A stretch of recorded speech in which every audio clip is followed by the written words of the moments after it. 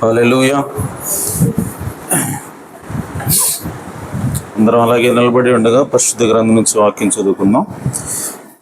లూకా సువార్త 15వ అధ్యాయము. లూకా సువార్త 15వ అధ్యాయము 17వ వచనం నుండి చదువుకుందాం. అయితే బుద్ధి వచ్చినప్పుడు వాడు, నా తండ్రి యొద్ద ఎంతో మంది కూలివాండ్రకు అన్నము సమృద్ధిగా ఉన్నది, నేనైతే ఇక్కడ ఆకలికి చచ్చిపోతున్నాను.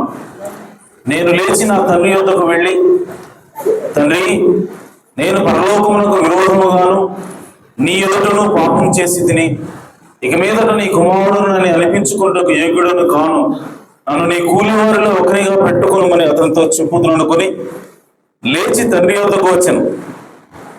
వాడు ఇంకా దూరంగా ఉన్నప్పుడు తండ్రి వాడిని చూచి కనికరపడి పరుగెత్తి వాని మెడ మీద పడి ముద్దు పెట్టుకున్నాడు. అప్పుడు ఆ కుమారుడు అతనితో, తండ్రి, నేను పరలోకమునకు విరోధముగాను నీ ఎదుటను పాపము చేసి తిని, ఇక మీదట నీ కుమారుడు నన్ను అనిపించుకుంటకు యోగ్యుడను కానాను. అయితే తండ్రి తన దాసులను చూచి ప్రశస్త వస్త్రము త్వరగా తెచ్చి వీనికి కట్టి వీని చేతికి ఉంగరము పెట్టి పాదములకు చెప్పులు తొడిగించుడి. దేవుడు తన పరిశుద్ధ వాక్యమును దీవించును గాక. తల వచ్చి చిన్న ప్రార్థన చేసు. సర్వశక్తి గల మా పరలోకపు తండ్రి, మీ ఘనమైన ఉన్నతమైన నామమునకు స్తుతులు స్తోత్రం చెల్లిస్తున్నాం.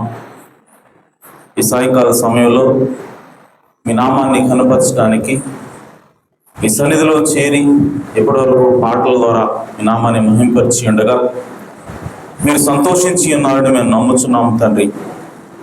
ఇదిగో నాయన, మీ రక్తం చేత కొనబడినటువంటి మీ సొత్తైన ప్రజలుగా మేమందరము కూడా మీ వాక్యము వినాలని, అయా మీ యొక్క చిత్తమును తెలుసుకోవాలని, అయా మీ మాట చొప్పున మీ యొక్క ఆలోచన చొప్పున నడవాలని ఇక్కడ కూడుకుని ఉన్నాం తండ్రి.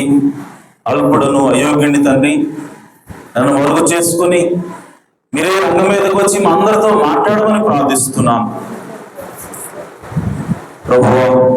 మీరు మాట్లాడితే మేము బ్రతుకుతాం నాయన. ఒక మనుషుడు మాట్లాడితే ఎలాంటి ప్రయోజనం ఉండదు, కానీ జీవము గల దేవుడు నాయన నువ్వు మాట్లాడితే మా జీవితాలు మారుతాయి, మాకు విశ్వాసం పెరుగుతుంది. అయ్యా ఇదిగో నా తండ్రి, మీ చిత్తానుసారంగా మేము నడవగలుగుతాం నాయన. కాబట్టి ఈ సమయాన్ని మీకు సమర్పిస్తున్నాం. మీరే రంగం మీదకి వచ్చి మా అందరితో మాట్లాడమని, మమ్మల్ని దీవించమని, ఆశీర్వదించమని మా ప్రభువును రక్షకుడు నాయన యేసు క్రీస్తు నామములో ప్రార్థించడి వేడుకుంటున్నాను పరమ తండ్రి. ఆమేన్. ఆమేన్. దయచేసి కూర్చోవచ్చు. Praise the Lord. హల్లెలూయా. చాలా సంతోషం. మరి పక్క వచ్చింది,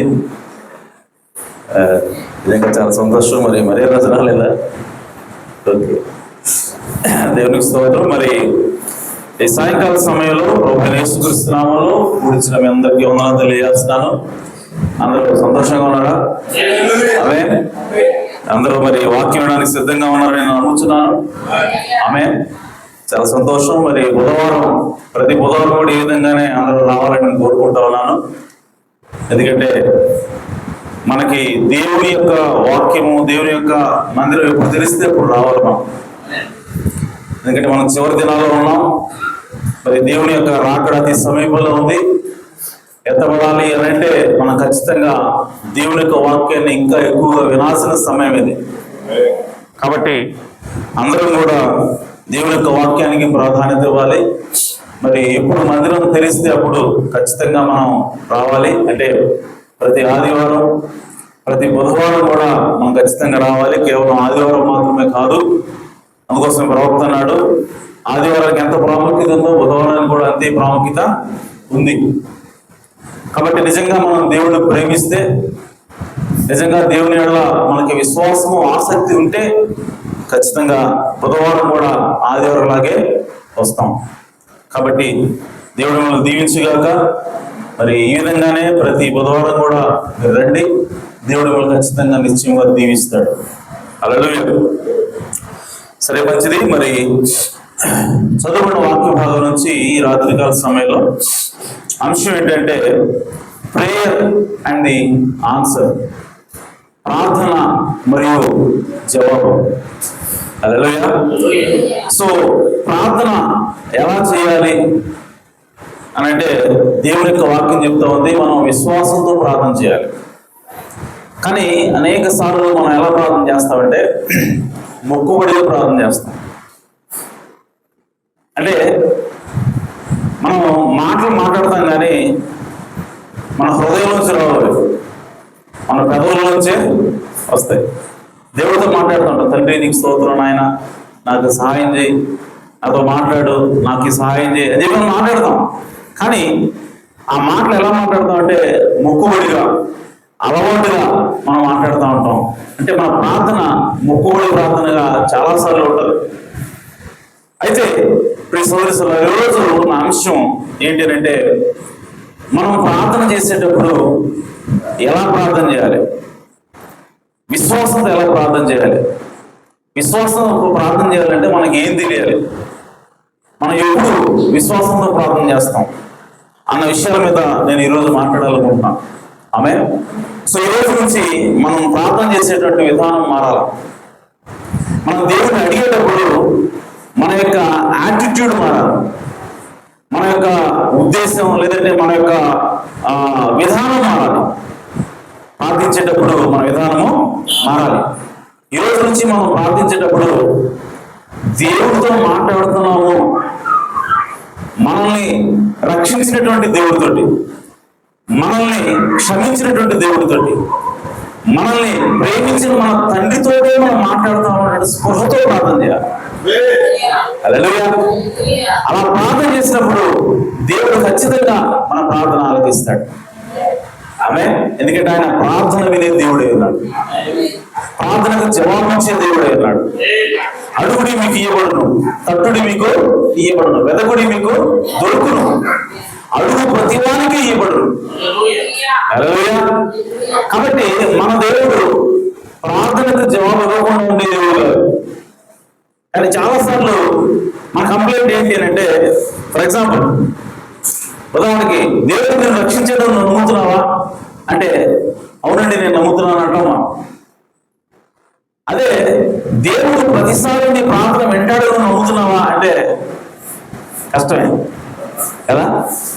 నువ్వు ప్రార్థన చేసిన ప్రతిసారి దేవుడు వెంటాడు నువ్వు నమ్ముతున్నావా, దేవుడు జవాబిస్తాడు నువ్వు నమ్ముతున్నావా అంటే బ్రదర్ మాస్టర్ గారు మీతో నేను నిజాయితీ చెప్పాలి, కొన్నిసార్లు నేను ఆ విధంగా అనుకోను.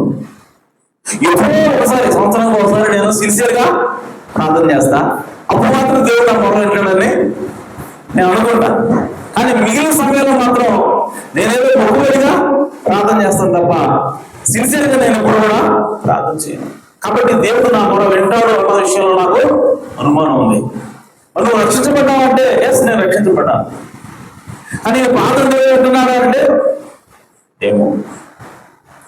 సో కాబట్టి మనం ప్రార్థన చేసేటువంటి విధానం మారాలి, మనం విశ్వాసంతో ప్రార్థన చేయాలన్నది నా యొక్క ఉద్దేశం. అందుకోసమే ఈరోజు నేను ఈ యొక్క సబ్జెక్ట్ని ఎన్నుకున్నాను. ఇక్కడ మనం చూసినట్లయితే తప్పిపోయిన కుమారుడు గురించి ఇక్కడ మనం మాట్లాడుతున్నాం. సో తప్పిపోయిన కుమారుడు తన తండ్రి దగ్గర ఆస్తి తీసుకున్నాడు, దూరదేశం వెళ్ళిపోయాడు, అక్కడ దుర్వ్యాపారం చేత ఆ ఆస్తిని అంతా కూడా పోగొట్టుకున్నాడు. తినడానికి తిండి లేదు, పందుల పొట్టు తింటా ఉన్నాడు. ఆ సమయంలో బుద్ధి వచ్చినప్పుడు వాడు తన తండ్రి యొక్క ఎంతో మంది కూలి వాళ్ళకి అన్నం సమృద్ధిగా ఉన్నది, నేనైతే ఇక్కడ ఆకలిగా చచ్చిపోతున్నాను అని అనుకున్నాడు. ఎప్పుడైతే తన యొక్క పరిస్థితి నుంచి అతడు బుద్ధి వచ్చినప్పుడు అని రాయబడింది. బుద్ధి వచ్చినప్పుడు అన్న మాటకి అర్థం ఏంటంటే తనకి మారు మనసు వచ్చినప్పుడు, తన యొక్క తప్పుని తెలుసుకున్నప్పుడు, హల్లెలూయా, బుద్ధి వచ్చినప్పుడు అంటే అర్థం ఏంటి?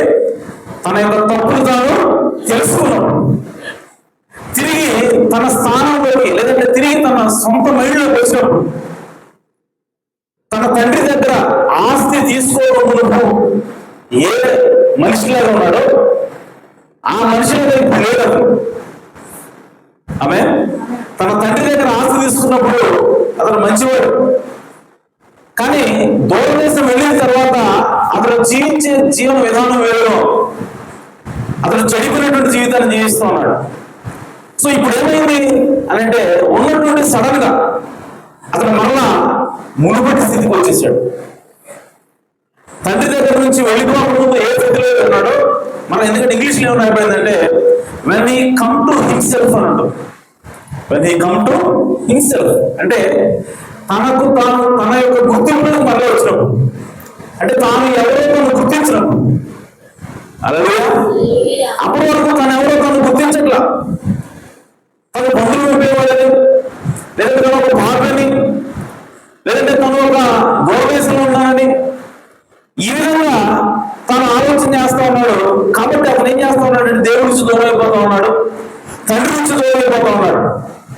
సో ఎప్పుడైతే ఎందాకైతే అతను నేను పాపిని, లేదంటే నేను దేవుడి నుంచి దూరంగా ఉన్నాను, లేదంటే తండ్రి నుంచి దూరంగా ఉన్నాను, నాకు ఈ లైఫే బాగుంది, ఈ విధంగా వేసులతో తిరగటం బాగుంది, ఈ విధంగా నా ఫ్రెండ్స్ తిరగటం బాగుంది అని ఎందాకైతే అతను అనుకున్నాడో, ఎంతవరకైతే తన తండ్రిని జ్ఞాపకం చేసుకోకుండా ఆ విధంగా ఎంతకాలం అయితే ఉన్నాడో అంతకాలం కూడా అతను దేవుడి నుంచి దూరం అయిపోతా ఉన్నాడు, తండ్రి నుంచి దూరం అయిపోతా ఉన్నాడు. అని ఒక్కసారిగా అతను తన తండ్రిని జ్ఞాపకం చేసుకున్నాడు. ఎప్పుడేనంటే తనకు బుద్ధి వచ్చినప్పుడు, అనగా తనకి మారు మనసు వచ్చింది, తన యొక్క తప్పు ఏంటో తనకి తెలిసి వచ్చింది. అవుతంటే ఎందుకు తెలిసి వచ్చింది? ఎవరు చెప్పారు? ఎవరైనా సువార్త చేశారు అతనికి? ఎవరు చేయాల? మరి ఎలాగ తన తప్పు తెలుసుకున్నాడు అతను అంటే అతని దూత అతనికి బోధిస్తా ఉంది. అలాగే ఒకసారి మనం కూడా ఏదో మనకి నచ్చిన మార్గం వెళ్తూ ఉన్నప్పుడు ఎవరు చెప్పకుండానే సడన్ గా మనకు ఒక ఆలోచన వస్తుంది. ఏంటి నేను ఇలా ఉన్నాను, ఈ విధానం వెళ్తున్నాను, ఏంటి నేను ఇది కరెక్ట్ విధానం కాదు కదా అని చెప్పి మనకు ఆలోచన వస్తుంది. వెంటనే మన పద్ధతి మార్చుకుంటాం, వెంటనే మన యొక్క ప్రయాణ మార్గాన్ని దిశను మార్చుకుంటాం. సో అదేమిటి అంటే మన తోట మనకు బోధించడమైనది. సో అలాగే తన తోట మనకు బోధించడం వల్ల ఈ యొక్క చిన్న కుమారుడికి బుద్ధి వచ్చింది. బుద్ధి వచ్చినప్పుడు అతను ఏమంటాడంటే నేను నా తండ్రి దగ్గరికి వెళ్తాను, కానీ కుమారుడిగా కాదు, నేను నా తండ్రి దగ్గరికి వెళ్తాను, కానీ ఎలా వెళ్తానంటే నేను ఒక కూలివాడిగా వెళ్తాను. నా తండ్రి దగ్గర అనేక మంది కూలివాళ్ళు, పనివాళ్ళు ఉన్నారు, వాళ్ళందరూ కూడా ప్రతిరోజు సమృద్ధిగా భోజనం తింటున్నారు. నేనైతే ఇక్కడ పొందుకుంటూ తింటా ఉన్నాను. సో నాకు అంత అవసరం లేదు, ఎందుకంటే నా తండ్రి దగ్గర ఉన్నటువంటి పని వారికి జీతం జరుగుతూ ఉంది, లేదంటే ఆహారం జరుగుతూ ఉన్నప్పుడు ఇప్పుడు నేను కూడా పశ్చాత్తాపడుతూ ఉన్నాను. నా తండ్రి నుంచి దూరం అయిపోయాను, నా తండ్రి దగ్గర నుంచి ఆస్తి తీసుకున్నాను, దాని అంతటి కూడా నేను నాశనం చేశాను, కాబట్టి నేను తప్పు చేశానని చెప్పి అతనికి పశ్చాత్తాపం వచ్చింది. కాబట్టి ఇప్పుడు అతను ఏమనుకుంటాడంటే నేను తిరిగి మళ్ళా నా తండ్రి దగ్గరికి వెళ్ళాలి. అదే సో వెళ్ళాలి అన్న ఆలోచన వచ్చినప్పుడు అతను ఏ విధంగా ఆలోచన చేస్తున్నాడంటే నేను నా తండ్రి దగ్గరికి వెళితే నా తండ్రి నన్ను తిరస్కరిస్తాడేమో, నా తండ్రి నన్ను రానియడేమో, రానియకపోతే ఏంటి పరిస్థితి అన్న అనుమానం అతను లేదంట. మీరు గమనించండి.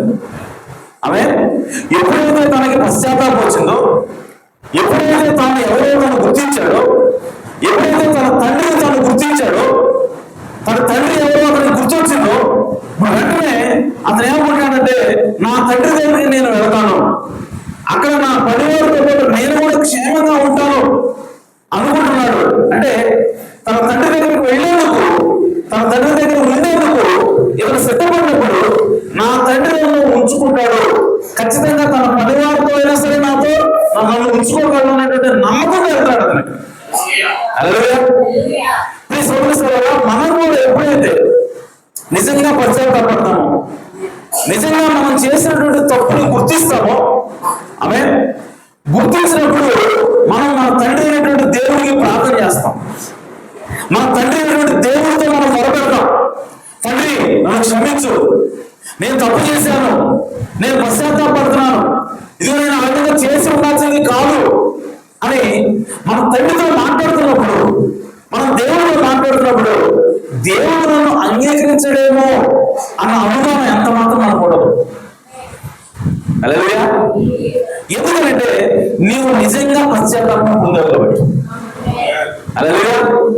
సో కాబట్టి ఈరోజు స్తోత్రం అంటే దేవుడు మన మొర ఆలకించాలి, దేవుడు మనల్ని అంగీకరించాలి అంటే ఇప్పుడు మనకున్న స్తోత్రం ఏంటంటే నీవు పశ్చాత్తాపడితే చాలు. నీవు సరైన విధానంలో పశ్చాత్తాపడితే, నువ్వు నిజంగా పశ్చాత్తాపడితే నీకు ఆటోమేటిక్ గా నీ యొక్క ప్రార్థనకి దేవుడు దూరం చేస్తాడు. అంటే దేవుడు ఆటోమేటిక్ గా నీ ప్రార్థనని వింటాడు. ఎందుకంటే నీ పశ్చాత్తాపానికి నువ్వు చేసే ప్రార్థన దేవుడు ఉండడానికి సంబంధం ఉంది. అలాగే సంబంధం ఉందా లేదా? ఎందుకంటే ప్రార్థనలో మనం ఒకసారి వెళితే చూడండి, లేవీకాండం 4వ అధ్యాయం, అందులో యాజకుల యొక్క పాపం కొరకు, అలాగే ప్రజల యొక్క పాపం యొక్క పరిహారం కొరకు ఒక దేవుని బలిచ్చి దాని యొక్క రక్తాన్ని ఎక్కడెక్కడ బయలు చూస్తున్నాడు దేవుడు. ఆమె ఎందుకోసమంటే యాజకుల పాపం కొరకు, అలాగే ప్రజల యొక్క పాప పరిహారం కొరకు దేవుడు ఏం చేయాలో చెప్తా ఉన్నాడు. అందులో 5వ వచనం చూడండి, 4వ అధ్యాయం 5వ వచనం.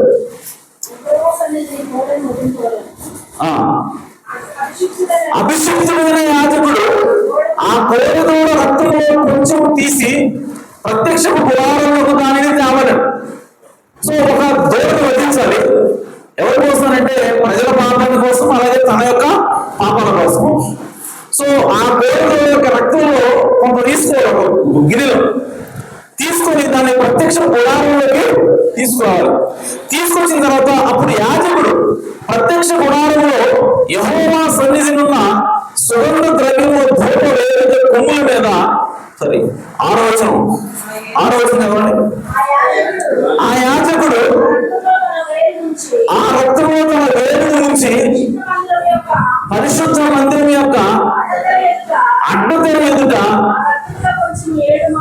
ఆ రక్తంలో కొంచెం 7 మార్లు యెహోవా సన్నిధిని ప్రోక్షింపవలెను. నంబర్ 1, ఆ రక్తాన్ని ఎక్కడ ప్రోక్షించాలి? ఆ గుడారం యొక్క అడ్డతెర మీద. అలాగే గుడారం యొక్క అడ్డతెర మీద 7 మార్లు ప్రోక్షించాలి. సో ఆ రక్తం ఎక్కడికి వెళ్తుందో మనం చూడాలి. ఆ రక్తం మొట్టమొదటి ఎక్కడికి వెళ్తుందంటే గుడారం యొక్క, అంటే దేవుని ఆలయం యొక్క అడ్డతెర మీదకి వెళ్తా ఉంది. ఆమె సో దేవుని యొక్క ఆలయం ఎవరంటే నువ్వు నేనయ్యా. అలాగే సో ఇప్పుడు ఆ రక్తం ఎక్కడికి వెళ్తామంటే దేవుడు ఎక్కడైతే నివాసం ఉంటున్నాడో ఆ వ్యక్తి మీదకి వెళ్తా ఉంది. ఆమె అంటే ఇండివిజువల్ గా మనం వ్యక్తిగతంగా చూసుకుంటే దేవుడి యొక్క పాపాన్ని పరిహరించేటువంటి ఆ రక్తం ఎక్కడికి వెళ్తా ఉందంటే ఒక మనిషి మీదకి వెళ్తా ఉంది. అంటే అతని యొక్క పాపానికి దేవుడు క్షమాపణ ఇచ్చినట్లు లెక్క. సో దాన్ని ఏం చూపిస్తా ఉంది? అడ్డతెర మీద ఉన్నటువంటి ఆ రక్తం దేని సూచిస్తా ఉందంటే ప్రతి మనిషి యొక్క, ప్రతి వ్యక్తి యొక్క, అంటే ఎవరైతే ఆ బలి తీసుకొచ్చారో ఆ బలిని తీసుకొచ్చినటువంటి మనిషి యొక్క పాపానికి అది పరిహారం చేస్తా ఉంది. సో అది ఏం చూపిస్తా ఉందంటే అది క్షమాపణ చూపిస్తా ఉంది. అదేం చూపిస్తా ఉందంటే మారు మనసును చూపిస్తా ఉంది. అలాగే సో ఆ మారు మనసుకు సంబంధించినటువంటి ఆ రక్త ప్రోక్ష ఎప్పుడైతే అయిపోయిందో మరలా అదే రక్తాన్ని ఇంకెక్కడ తీసుకెళ్ళిపోతున్నారు? 7వ వచనం. అప్పుడు యాజకుడు ప్రత్యక్ష గుడారంలో యెహోవా సన్నిధినున్న సుగంధ ద్రవ్యముల ధూప వేదిక కొమ్ముల మీద ఆ రక్తంలో కొంచెం చల్లి ప్రత్యక్ష గుడారం యొక్క ద్వారమున దొరసలు 2 ఎక్కడికి వెళ్తా ఉందంటే ఆ ధూప ద్రవ్య సుగంధ ద్రవ్యముల ధూప వేదిక కొమ్ముల మీదకి వెళ్తాం. సో ధూపం వేస్తారు కదా, అనగా దేవుని యొక్క సన్నిధిలోకి వెళ్ళేటప్పుడు ప్రతి యాజకుడు కూడా ఏం చేస్తాడంటే ధూపం వేసుకుంటా దేవుని సన్నిధిలోకి, ఆ మధ్యపరిషత్ స్థలంలోకి వెళ్ళాలి. సో ఆ ధూపం మీదకి రక్తం వెళ్తాం. సో ఆ ధూపం ఏమిటి అని అంటే అది పరిశుద్ధుల ప్రార్థనలో అని రాయబడింది.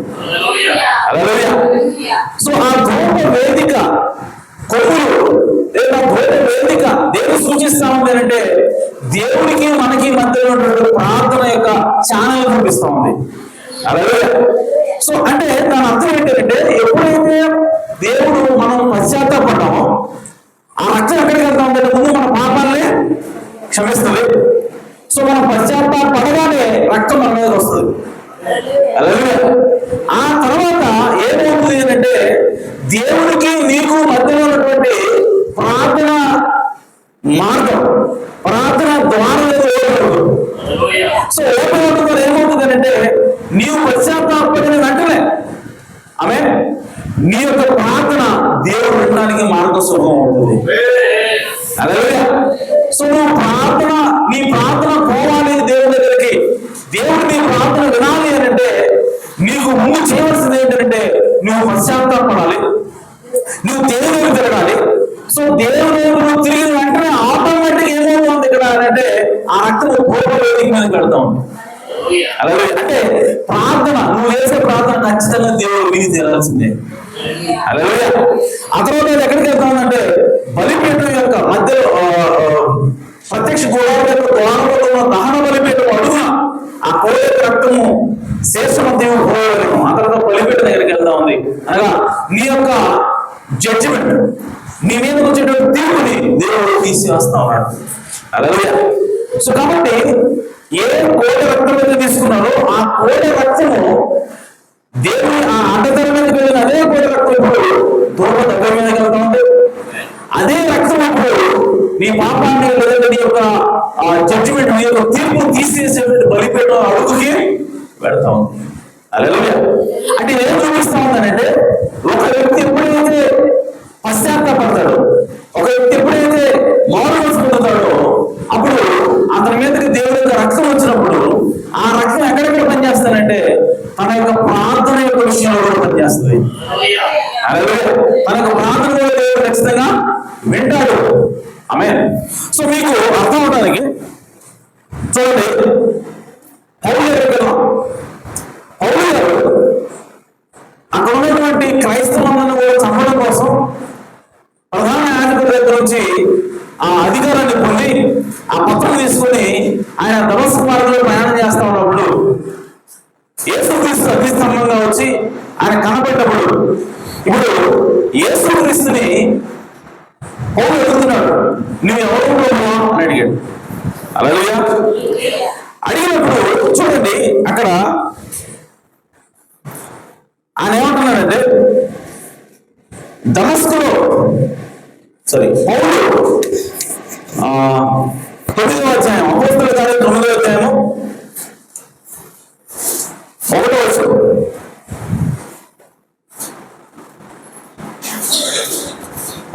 మూడవ వచనం నుంచి అతడు ప్రయాణం చేయొచ్చు దమస్కు దగ్గరికి వచ్చినప్పుడు అకస్మాత్తుగా ఆకాశం నుండి ఒక వెలుగు అతని చుట్టూ ప్రకాశించింది. అలాగే వెలుగు ప్రకాశించింది. అప్పుడు అతడు నేల మీద పడి, సౌలా సౌలా నీవేళ నన్ను హింసించుతున్నామని తనతో సర్వపడుకుంటూ వెళ్ళాడు.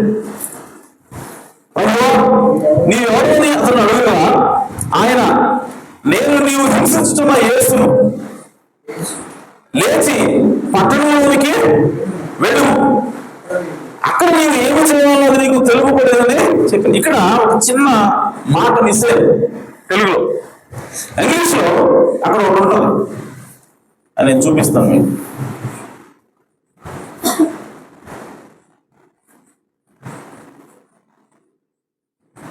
ఓకే, దీనికి నెట్ కావాలి. రైట్. సో అక్కడ ఏముంటుందంటే ఎప్పుడైతే ఈయన నువ్వు ఎవరైనా చెప్పాడు, యేసుక్రీస్తు నేను నువ్వు హింసిస్తున్నా యేసు అని చెప్పాడు. చెప్పిన వెంటనే పౌలు ఏమంటున్నాడంటే, ప్రభువా ఇప్పుడు నేనేం చేయాలి అని అడుగుతున్నాడు. అనేమన్నాడు, ఇప్పుడు నేను నీకు హింసిస్తున్న యేసును ఎప్పుడైతే చెప్పాడో, చెప్పిన వెంటనే పౌలు ఏమంటాడంటే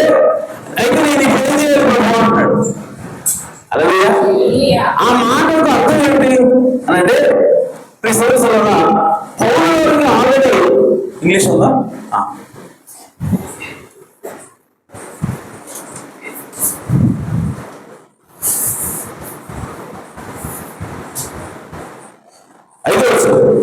And he said, "Who art thou, Lord?" And the Lord said, "I am Jesus, whom thou persecutest. It is hard for thee to kick against the pricks." And he trembling and astonished said, అతను వణుకుచు భయపడుచు అన్నాడంట, "Lord, what wilt thou have me to do?" ఇప్పుడు నువ్వు ఏమి చేయమని నువ్వు కోరుచున్నావు అని అడిగాడట. ఆ మాట తెలియలేదు. అలాగే ఇప్పుడు నీవు ఏమి చేయమని చెబుతున్నావు అని అడిగితే, and the lord said to him, అప్పుడు అతనితో ప్రయాణం చేసిన మనుషులు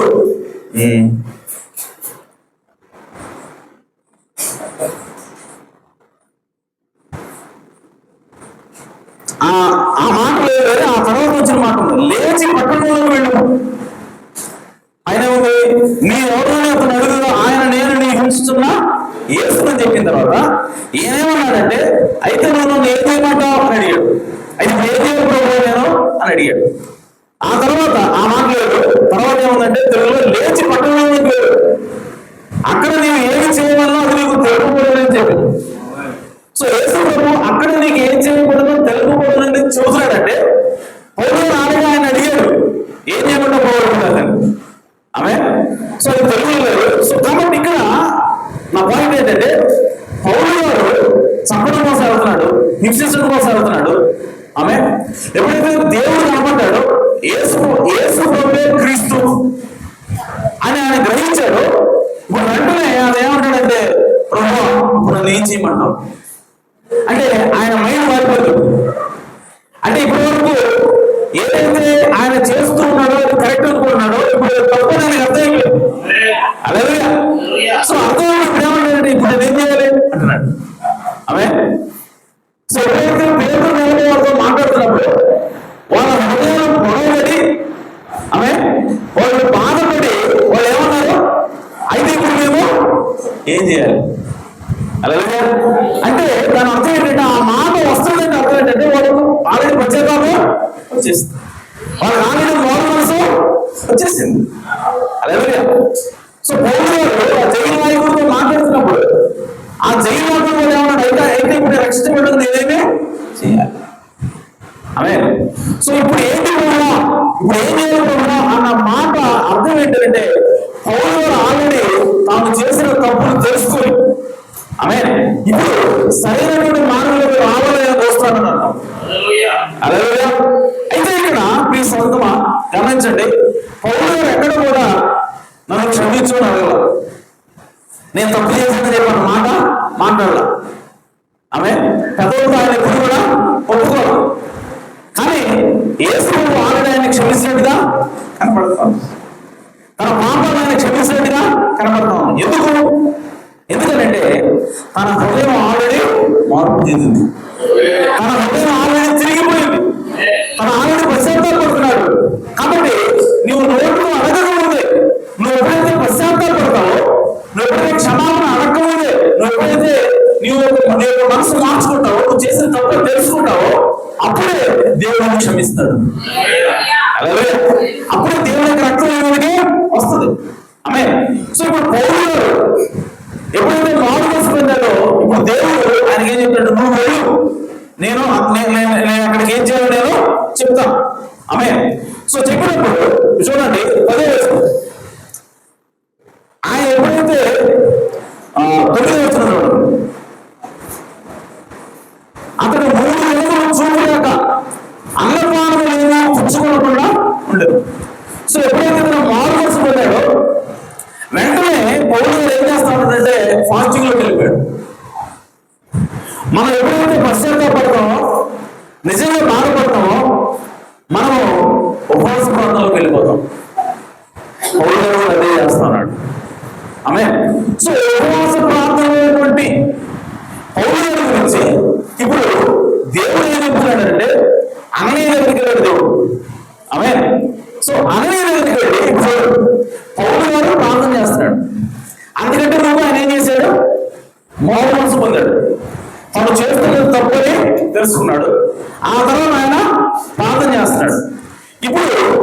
ఈ ప్రార్థన నిలబడిందా లేదా దేవుడు?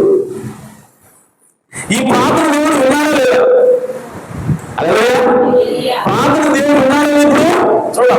సో 10వ వచనం, దమస్కులో అననీయ అని ఒక మనుషుడు ఉండేను. ప్రభువు దర్శనము అననీయ అని అతను పిలువగా అతడు, ప్రభువా ఇదిగో నేను ఉన్నాను అన్నాడు.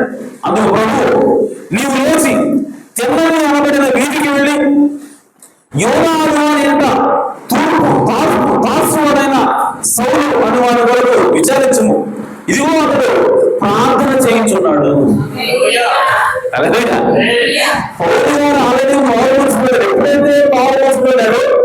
ఎప్పుడైతే పశ్చాత్తాపడ్డాడో, తాను చేస్తున్నటువంటి తప్పు తెలుసుకున్నాడో, ఇప్పుడు ఆయన ప్రార్థన దేవుడు పెడతా ఉన్నాడు. ఆయన ప్రార్థన దేవుడు కాబట్టి దేవుడు వినలేదు అక్కడికి. హల్లెలూయా. సో కాబట్టి ఈ సోదరులారా, ఈ రోజు మనం ప్రార్థన వినబడాలి అంటే మనం కూడా ఖచ్చితంగా దేవుడి దగ్గర క్షమాపణ అడగాలి. మనం కూడా పశ్చాత్తాపడాలి. మనం కూడా మారు పొందాలి. నువ్వు చేసిన తప్పు కోసం ఎప్పుడైతే నిజంగా పశ్చాత్తాపడతావో వెంటనే ఏమవుతుందంటే నువ్వు చేసే ప్రార్థన దేవుడి దగ్గరికి వెళ్తుంది. హల్లెలూయా. కాబట్టి పౌలు గారి యొక్క ప్రార్థన దేవుడి దగ్గరికి వెళ్ళింది. వెళ్ళిన తర్వాత ఇప్పుడు అననీయ అంటున్నాడు. అందుకు అననీయ, ప్రభువా ఈ మనుషుడు యెరూషలేములోని పరిస్థితులకు ఎంతో కీడు చేసి ఉన్నాడని అతని గురించి అనేకుల వల్ల వింటిని. ఇక్కడ నీ నామమును బట్టి ప్రార్థన చేయవాడు అతని బంధించడం ఒకడు ప్రధాన యాజకుల అధికారం పొంది ఉన్నాడని ఉత్తరమిచ్చింది. అందుకు ప్రభువు, అతను చేసిన తప్పులనే నాకు తెలుసు, అతను దుర్మార్గుడే నాకు తెలుసు అన్నాడా? అతను ఎంతమందిని చంపాడో నాకు తెలుసు అన్నాడా? చూడండి, పౌలు గారు చేసినటువంటి ఏ తప్పులు కూడా, పౌలు గారు చేసినటువంటి ఏ దుర్మార్గాన్ని కూడా కనీసం దేవుడు మెన్షన్ కూడా చేయలేదు. ఎందుకంటే ఆల్రెడీ ఎప్పుడైతే పౌలు గారు పశ్చాత్తాపడ్డాడో అప్పుడు దేవుడు ఆయన ఆల్రెడీ క్షమించాడు. హల్లెలూయా. సో యేసుక్రీస్తు రక్తం ఆల్రెడీ పౌలు గారి యొక్క పాపాలే తీసివేసింది. దేవుడు ఒప్పుకుంటాడు. దేవుడు ఒక్కడే క్షమించగలడు, మర్చిపోగలడు. కానీ మనుషులైతే కేవలం క్షమించగలరు కానీ మర్చిపోలేరు. నీ పట్ల నా పట్ల చేసినటువంటి తప్పుని మనం క్షమించగలుగుతాం కానీ ఆ తప్పుని ఎల్లప్పుడూ గుర్తుపెట్టుకుంటాం. జీవితకాలంలో గుర్తుపెట్టుకునే వాడు పలానా రోజు తప్పు చేశాడు రా అని ప్రతి ఒక్కరు ఏమో మనం. కానీ దేవుడు అలా కాదంట. సో దేవుడు ఎప్పుడైతే క్షమిస్తాడో అప్పుడే మన పాపాలన్నింటినీ కూడా మరుపునేటువంటి సముద్రంలో పడేస్తాడు. ఇక ఎంత మాత్రం ఆయన మనల్ని పాపాలను జ్ఞాపకం చేసుకోడు. అందుకోసమే పౌలు గారు ఎంతో మందిని చంపినా సరే, ఎంతో మందిని హింసించినా సరే, చివరికి దేవుడే వచ్చి కలుగు చేసుకోవాల్సినటువంటి విషయం అది. ఆమె ఆయన చేసిన పనులు మౌలిగా. అందుకోసం దేవుడే స్వయం వచ్చాడు ఆయన మీదకి వచ్చి నువ్వు ఎందుకు నన్ను హింసిస్తున్నావు అని అడుగుతున్నాడు. అలాగే సో అలా అడిగిన పౌలు ఎప్పుడైతే పశ్చాత్తాపడ్డాడో ఇప్పుడు యేసుక్రీస్తు ఆయన మర్చిపోయాడు. మర్చిపోయి అననీయ ఏం మాట్లాడలా. అననీయ గుర్తు చెప్తాడు. ఇంకా ఆమె అననీయ ఏమంటాడు? అయ్యా అతను చంపేవాడు, కొట్టేవాడు, హింసించేవాడు, అతని దగ్గర తాకీదులు ఉన్నాయి, అధికార పత్రాలు ఉన్నాయి, సంప్రదాయం అవుతున్నాడు, అక్కడ అడుగుతున్నాడు.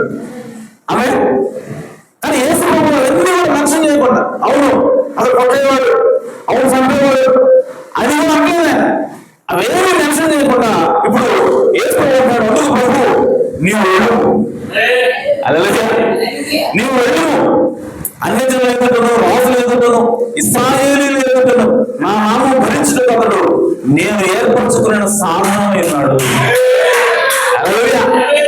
సో దేవుడు మనం చేసినటువంటి పాపాలను చూడట్లేదు. ఎప్పుడైతే మనం క్షమిస్తామో, ఎప్పుడైతే మనం పశ్చాత్తాపడతామో, ఎప్పుడైతే మనం బాధపడతామో, చింతపడతామో మనం చేసిన తప్పులను బట్టి అప్పుడు దేవుడు ఖచ్చితంగా మనం క్షమించే దేవుడే అన్నాడు. అలాగే మన పాపాన్ని ఎంతమాత్రం గుర్తుపెట్టుకునే దేవుడు కాదు ఆయన. ఆమె సో కాబట్టి ఆయన ప్రార్థన ఎప్పుడైతే పౌలు క్షమించమని దేవుడు మారు మనసు పొందాడో ఇప్పుడు ఆయన ప్రార్థన దేవుడు వింటూ ఉన్నాడు. ఎందుకంటే ఆ రక్తము ఎప్పుడైతే అడ్డతరంలోకి వెళ్ళిందో వెంటనే అది ఎక్కడికి వెళ్తుందంటే దూరభద్రపేమ మీదకి వెళ్తా ఉంది. అంటే నీవు ఎప్పుడు మారుమనసు పొందుతావో అప్పుడే దేవుడికి నీకు మధ్యలో ప్రార్థన అనేటువంటి మార్గం తెరుచుకుంటుంది. అప్పుడు నీ ప్రార్థనలు అడ్డగించబడతాయి. ఎందుకంటే నువ్వు పాపంలో ఉన్నావు, నువ్వు తప్పులో ఉన్నావు, కాబట్టి నీ యొక్క ప్రార్థన దేవుడు. కానీ ఎప్పుడైతే నువ్వు పశ్చాత్తాపడతావు నిజంగా నీకు ఆ అడ్డు తొలగుతుంది, నీ పాపం క్షమించబడుతుంది. అట్ ద సేమ్ టైం నీకు దేవుడికి మధ్యలో ఆ ప్రార్థన అనేటువంటి ద్వారం ఓపెన్ చేయబడుతుంది.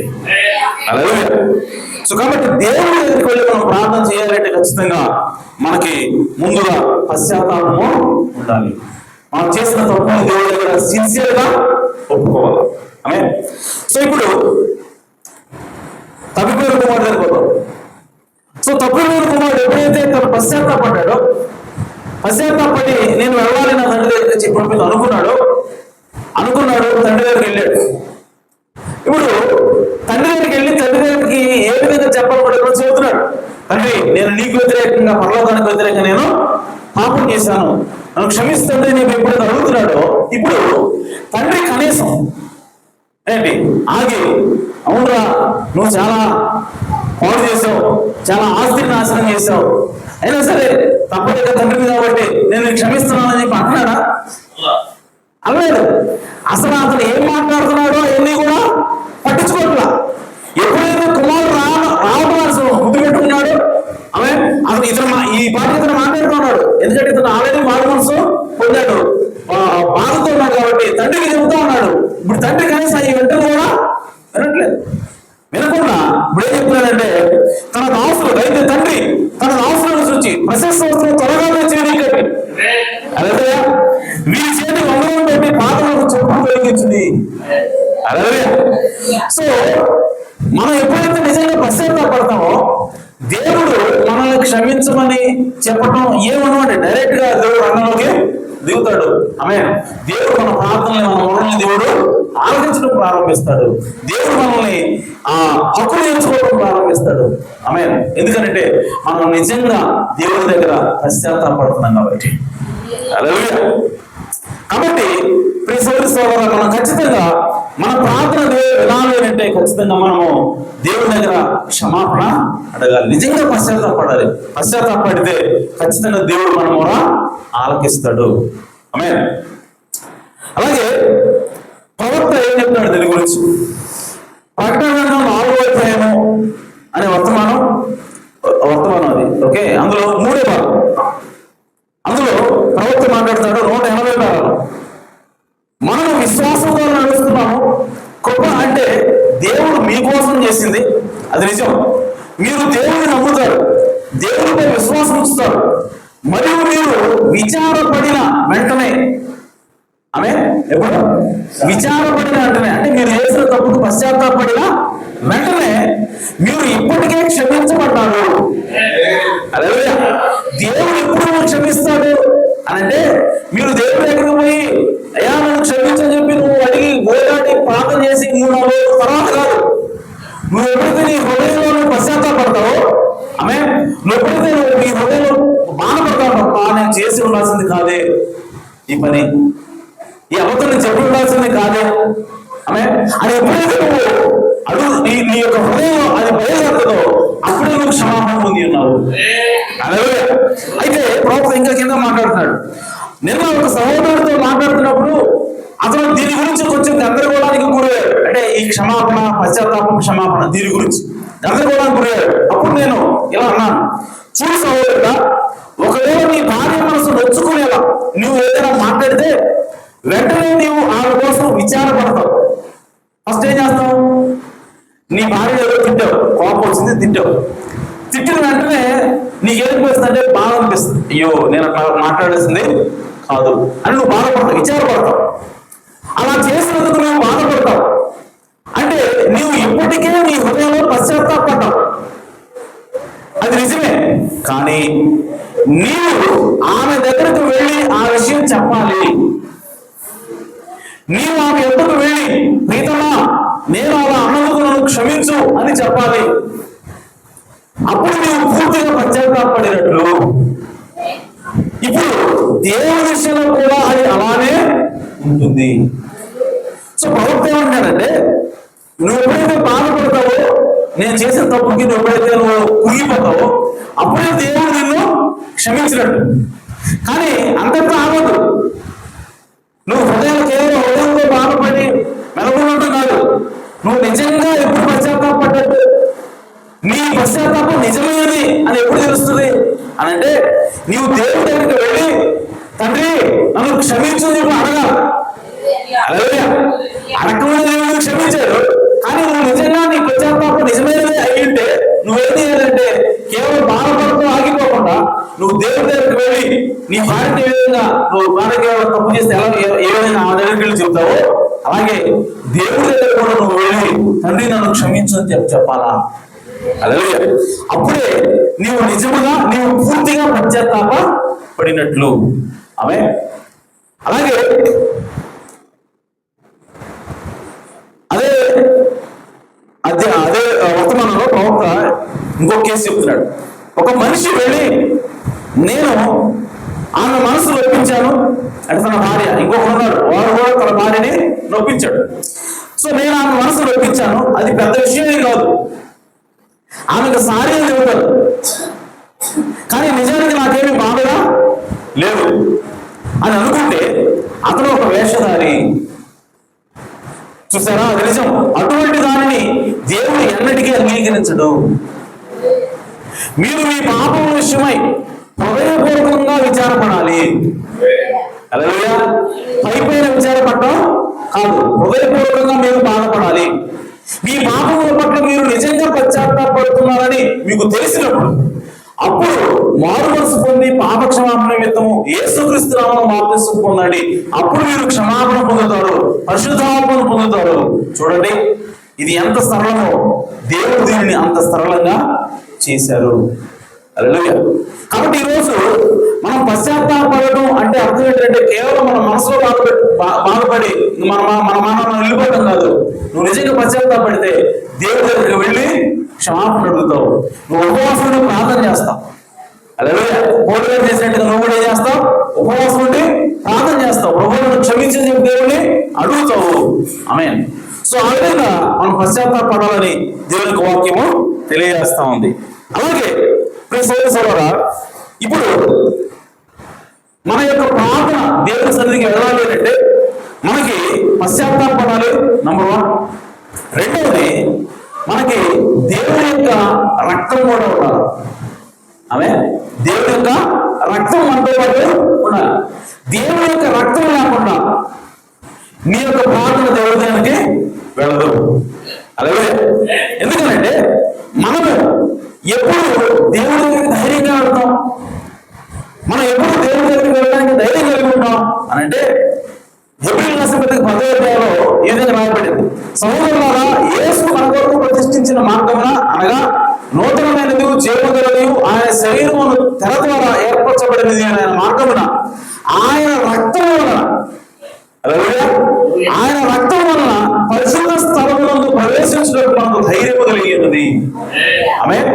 సో మనం దేవుడి దగ్గరికి ధైర్యంగా వెళ్ళాలి అంటే ఖచ్చితంగా మనతో పాటు పశ్చాత్తాపంతో మనకి ఏమిటంటే దేవుడి రక్తం ఉండాలి. అలాగే సో దేవుడి రక్తం మనం ఏం చేస్తామంటే మనకి ధైర్యాన్ని ఇస్తుంది. ఆమె.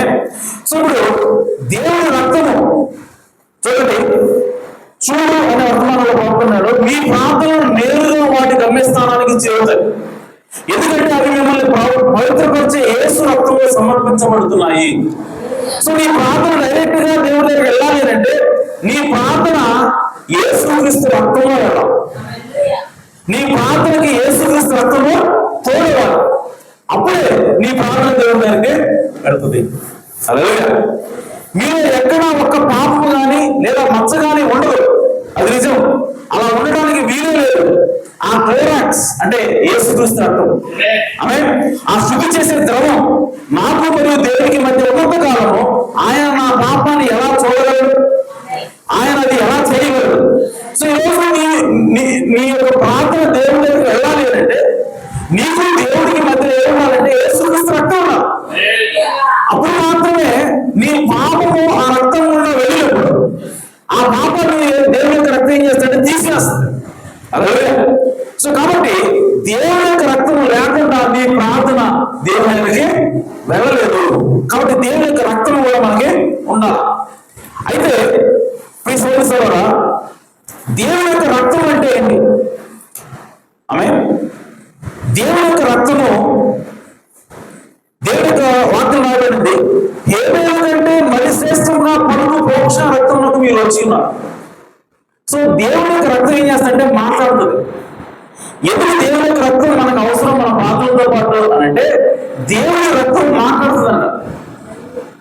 దేవుని యొక్క రక్తము హేబేలు కంటే కూడా, హేబేలు రక్తం కంటే కూడా శ్రేష్టమైన వాటి గురించి మాట్లాడుతుందంట. మీ తెలుసా రక్తం మాట్లాడుతుందని? ఆమె హేబేలు రక్తం మాట్లాడిందా? ఏమని మాట్లాడింది హేబేలు రక్తం? నా అన్నైనటువంటి కయ్యను నన్ను చంపాడు, దానికి ప్రతీకారం చేయకూడదు అని మాట్లాడుతుంది. హేబేలు రక్తం ఏం మాట్లాడుతుందంటే ప్రతీకారాన్ని మాట్లాడుతుంది. హేబేలు రక్తం ఏం మాట్లాడుతుందంటే నాకు అన్యాయం చేసిన వాడిని నువ్వు శిక్షించు అని మాట్లాడుతుంది. అలాగే అయితే ఇప్పుడు యేసుక్రీస్తు రక్తం కూడా మాట్లాడుతుంది. అలాగే సో యేసుక్రీస్తు ఏ రక్తం మాట్లాడుతారంట? గుర్తు వర్తమానంలో ఆయన అన్నాడు, ఆ రక్తం పలికింది, అది మొరపెట్టింది. హేబేలు యొక్క నీతియుక్తమైన రక్తము కయ్యను వ్యతిరేకంగా మొరపెట్టింది. హేబేలు యొక్క రక్తం నీతియుక్తమైనదే, కానీ అది ఏం చేస్తామంటే కయ్యను వ్యతిరేకంగా మొరపెడుతుంది. కానీ యేసుక్రీస్తు రక్తము కేవలం మొరపెట్టడమే కాదు, అది విమోచించింది. హల్లెలూయా. ఇది శ్రేష్టమైన విషయాలు పలుకుతున్నది. ఇది మిమ్మల్ని కుమారులుగా కుమార్తెగా చేస్తుంది. హల్లెలూయా. ఇది దేవుని కోపం నుండి కాచి ఉంచుతుంది. ఆమేన్. చూసారా, హేబేలు రక్తము కయ్యను దాచలేకపోయింది. ఆమేన్. కానీ యేసు రక్తము మిమ్మల్ని దాచగలదు. హల్లెలూయా. అందుకు మన ప్రార్థనకి దేవునికి మధ్యలో ఏమన్నారంటే యేసుక్రీస్తు రక్తం ఉండాలా. యేసుక్రీస్తు రక్తం మన ప్రార్థనతో కలవకపోతే అది దేవుని దగ్గరికి వెళ్ళలేదు. ఆమేన్. సో మనం ఏదైతే మాట్లాడుతున్నామో ఆమేన్, అది యేసుక్రీస్తు రక్తం ద్వారా కలిసినప్పుడు ఇప్పుడు మాట్లాడుతుంది మనం లేదు, కానీ యేసు మాట్లాడుతున్నట్లు లెక్క. అలాగే అదే ఒక మనం ప్రోత్సాహం, ఖచ్చితంగా ఆ రక్తం పలుకుతుంది, అది శ్రేష్టమైన విషయాలు పలుకుతుంది. పాత నిబంధనలో రక్తము నేరం గురించి పలికింది, కొత్త నిబంధనలో అది విమోచన గురించి పలుకుతుంది. అలాగే ఆ రక్తం ఏ విమోచన ఆశీర్వాదాల కోసం చిందించబడిందో ఆ ఆశీర్వాదాలన్నింటినీ మన పక్షంగా అది పలుకుతుంది. సో యేసుక్రీస్తు రక్తం ఏం పలుకుతుందంటే నీకు ఆశీర్వాదం రావాలని పలుకుతుంది. యేసుక్రీస్తు రక్తం ఏం పలుకుతుందంటే నీకు విమోచన రావాలని పలుకుతుంది. అలాగే నిజంగా ఆ రక్తం పలుకుతుంది. ఓ ఎంత అద్భుతము. ఆమేన్. కాబట్టి యేసుక్రీస్తు రక్తం పలికేది ఉన్నది, అది మాట్లాడేది ఉన్నది. ఆమేన్. కాబట్టి యేసుక్రీస్తు రక్తము ఉండాలి. ఆమేన్. కాబట్టి మనం ప్రార్థన చేసేటప్పుడు ఆ ప్రార్థనతో పాటు సమర్పించడానికి మన దగ్గర గుర్తు ఉండాలి. ఇప్పుడు రక్తం అంటే ఏంటి చెప్పినప్పుడు ఆమేన్, రక్తం మాట్లాడుతున్నాడు కదా, రక్తం ప్రార్థనతో ఉండాలన్నాడు కదా, ఇప్పుడు ఆ రక్తం అంటే ఏంటో చెప్తున్నాడు ఆయన. కాబట్టి మనం ప్రార్థన చేసేటప్పుడు ఆ ప్రార్థనతో పాటు సమర్పించడానికి మన దగ్గర గుర్తు ఉండాలి. ఇప్పుడు దీన్ని గ్రహించడంలో ఎప్పుడు కావచ్చు, మీరు ప్రార్థన చేసేటప్పుడు మీ ప్రార్థనపై ఉంచడానికి లేదంటే మీ ప్రార్థనకి ఆధారంగా మీ వద్ద ఆ గుర్తు ఉండాలి. ఒకవేళ అది లేకపోతే ఏంటో గుర్తు, ఒకవేళ అది లేకపోతే ఆ గుర్తు వచ్చే వరకు ప్రార్థిస్తూనే ఉండండి. అలాగే ఎందుకంటే అది లేకుండా మీరు పొందుకుంటారనే వాగ్దానం లేదు. అంటే నీ ప్రార్థన నువ్వు అడిగినప్పుడు, నువ్వు ప్రార్థన చేసి నువ్వు అడిగినప్పుడు నీ ప్రార్థనతో పాటు ఆ గుర్తు ఉండాలి. అప్పుడే దేవుడు నీకు నీ ప్రార్థన అంగీకరిస్తున్నాడు. అలాగే ఆ గుర్తు లేకుండా నువ్వు నీ యొక్క ప్రార్థన జవాబు పొందుకుంటావు అనే వాగ్దానం ఏది లేదండి. వాగ్దానం ఏముందంటే ఆ ప్రార్థనతో పాటు గుర్తు ఉంటేనే నువ్వు పొందుకుంటావు వాగ్దానం ఉంది. చూసారా, మొదట మీరు ఈ గుర్తును కలిగి ఉండాలి. దానిని నమ్మడానికి మీరు చూపే విశ్వాసమే మీరు చెల్లించే వెల. ఆమేన్. సో కాబట్టి మనము ఎఫెసీయులకు రాసిన పత్రికలో ఇంకా రాయబడింది, ఆత్మ వలన ప్రతి సమయంలో. ఇప్పుడు గురువు అంటే ఏంటి? గురువు అనగా పరిశుద్ధాత్మ అయినది. అలాగే పరిశుద్ధాత్మ ఉండాలి. ఆమె నువ్వు ఎలా ప్రార్థన చేయాలంటే ఆత్మతో ప్రార్థన చేయాలి. అలాగే పశ్చాత్తాపడాలి. ఆ తర్వాత నీకు ఓపెన్ అవుతుంది ఛానల్ దేవునికి నీకు మధ్యలో. ఆ తర్వాత ఏముండాలంటే పరిశుద్ధాత్మ ఉండాలి నీ ప్రార్థన. నువ్వు ఎలా ప్రార్థన చేయాలంటే ఆత్మతో ప్రార్థన చేయాలి. ఎఫ్సీ రాష్ట్రంలో ఆరోగ్యాలు ఆత్మ వలన ప్రతి సమయమందు ప్రతి విధమైన ప్రార్థనను విజ్ఞాపన చేయొచ్చు. సో ఆత్మలో మనం ప్రార్థన చేయాలని మీరు చెప్తాం. అలాగే ఎందుకంటే ఆ గురువు ఆత్మ అయినది. అలాగే అటువలే ఆత్మయు మన బలహీనతను చూసి సహాయం చేయించున్నాడు. ఆమె మనం ప్రార్థన చేయడానికి ఇబ్బంది పడుతూ ఉంటాం. ఎలా ప్రార్థన చేయాలో మనకు తెలియదు. సో అలాంటి సమయంలో ఎవరు మనకు సహాయం చేస్తారంట? ఆ గురువు సహాయం చేస్తుంది. అలాగే ఆ పరిశుద్ధాత్మ మనకి సహాయం చేస్తుంది. ఆ పరిశుద్ధాత్మ ఎక్కడుంది? రక్తంలో ఉంది. అలాగే యేసుక్రీస్తు రక్తంలో ఉంది ఏమిటంటే పరిశుద్ధాత్మే. ఆ పరిశుద్ధాత్మ ప్రభువు గుర్తుంటున్నాడు. సో ఆ పరిశుద్ధాత్మ చేత నువ్వు ప్రార్థన చేసినప్పుడే నీ ప్రార్థన రక్తంతో కలిసి ప్రార్థించినట్టు. అలాగే సో రోమిల రాసిన పత్రికలో 8:26 రాయబడింది. అటువలే ఆత్మయు మన బలహీనతను చూసి సహాయం చేయించున్నాడు. ఏదైనా మనము యుక్తముగా ఎలాగో ప్రార్థన చేయవాలో మనకు తెలియదు, కానీ ఉచ్చరింప శక్యముగానే మూలుగులతో ఆ ఆత్మ తానే మన పక్షంలో విజ్ఞాపన చేస్తున్నాడు. మనకి ఎలా ప్రార్థన చేయాలో తెలియనప్పుడు ఆమె సో మనకి ప్రార్థన సహాయం చేయడానికి ఎవరున్నారంటే అక్కడ ఆత్మ ఉన్నది. ఆమె మరియు హృదయంలో పరిశోధించేవాడు ఆత్మ యొక్క మనస్సు ఏదో ఎదురు. చూడండి, ఆత్మపూర్ణంగా ప్రార్థన చేస్తే, మన తరపున ఆత్మ ప్రార్థన చేస్తే ఆ ప్రార్థన ఖచ్చితంగా వెనబడి తీరుతుంది. మన తరపున ప్రార్థన ఆత్మ కనుక ప్రార్థన చేస్తే ఆ ప్రార్థన ఖచ్చితంగా సమాధానం వచ్చి తీరాల్సిందే. ఎందుకు అని అంటే చెప్తున్నాడు, హృదయంలో పరిశోధించేవాడు ఆత్మ యొక్క మనసు ఎదురు. ఏదైనా ఆయన దేవుని చిత్త ప్రకారం పరిశుద్ధుల కొరకు విజ్ఞాపన చేయించున్నాడు. సో ఎప్పుడైతే ఆత్మ నీ తరపున ఆత్మ ప్రార్థన చేస్తావు, ఆ ప్రార్థన ఎందుకు జవాబు వస్తుందంటే ఆ ఆత్మ ఎలా చేస్తుందంటే ప్రార్థన దేవుని చిత్తానుసారంగా చేస్తుంది. నీకు నాకు తెలియకపోవచ్చు ఎట్లా చేయాలి ప్రార్థన దేవుని చిత్తానుసారంగా. కానీ ఆత్మ వచ్చి ప్రార్థన చేసినప్పుడు ఆత్మ ఎట్లా ప్రార్థన చేస్తుంటే దేవుని చిత్తానుసారంగా ప్రార్థన చేస్తుంది. కాబట్టి ఖచ్చితంగా ఆ ప్రార్థన వినాల్సిందే దేవుడు. అలాగే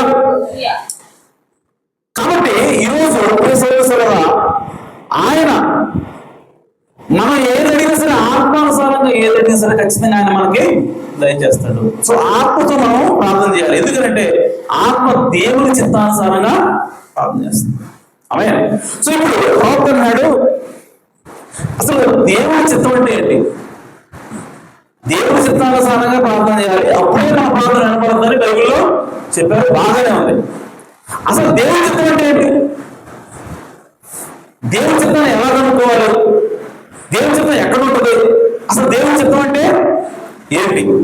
ఆమె ప్రవక్త అన్నాడు, పర్గమా సంఘకాలము అనే వర్తమానంలో ఆయన అన్నాడు, మన మధ్య ఉన్న దేవుని వాక్యం పట్ల మనం తగినంత ప్రభావితమయ్యామా అని నేను ఆశ్చర్యపోతుంటాను.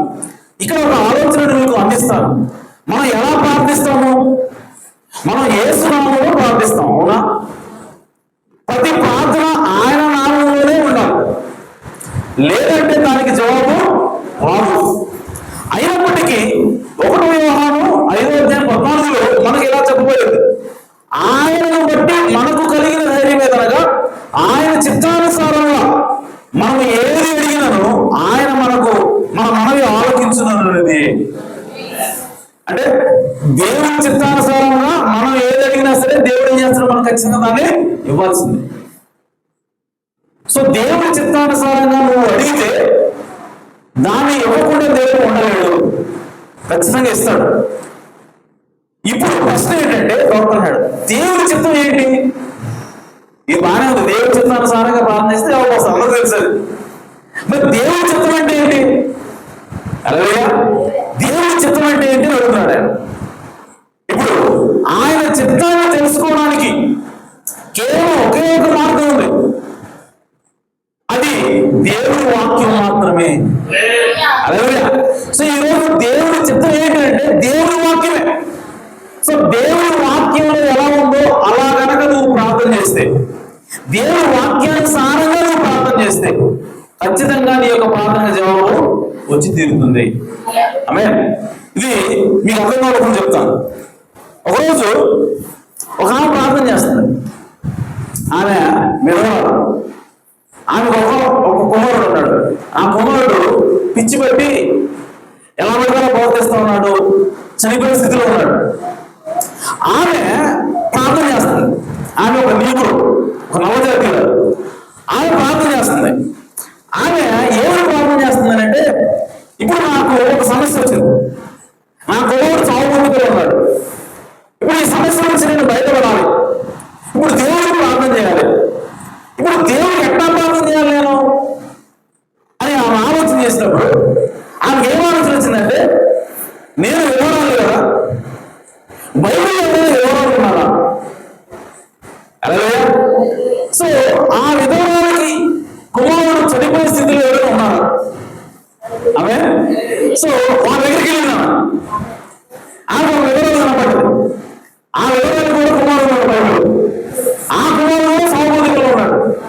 అలాగే ఆమెకి బైబిల్ ఏంటంటే ఆ వివరాలు కనపడుతుంది.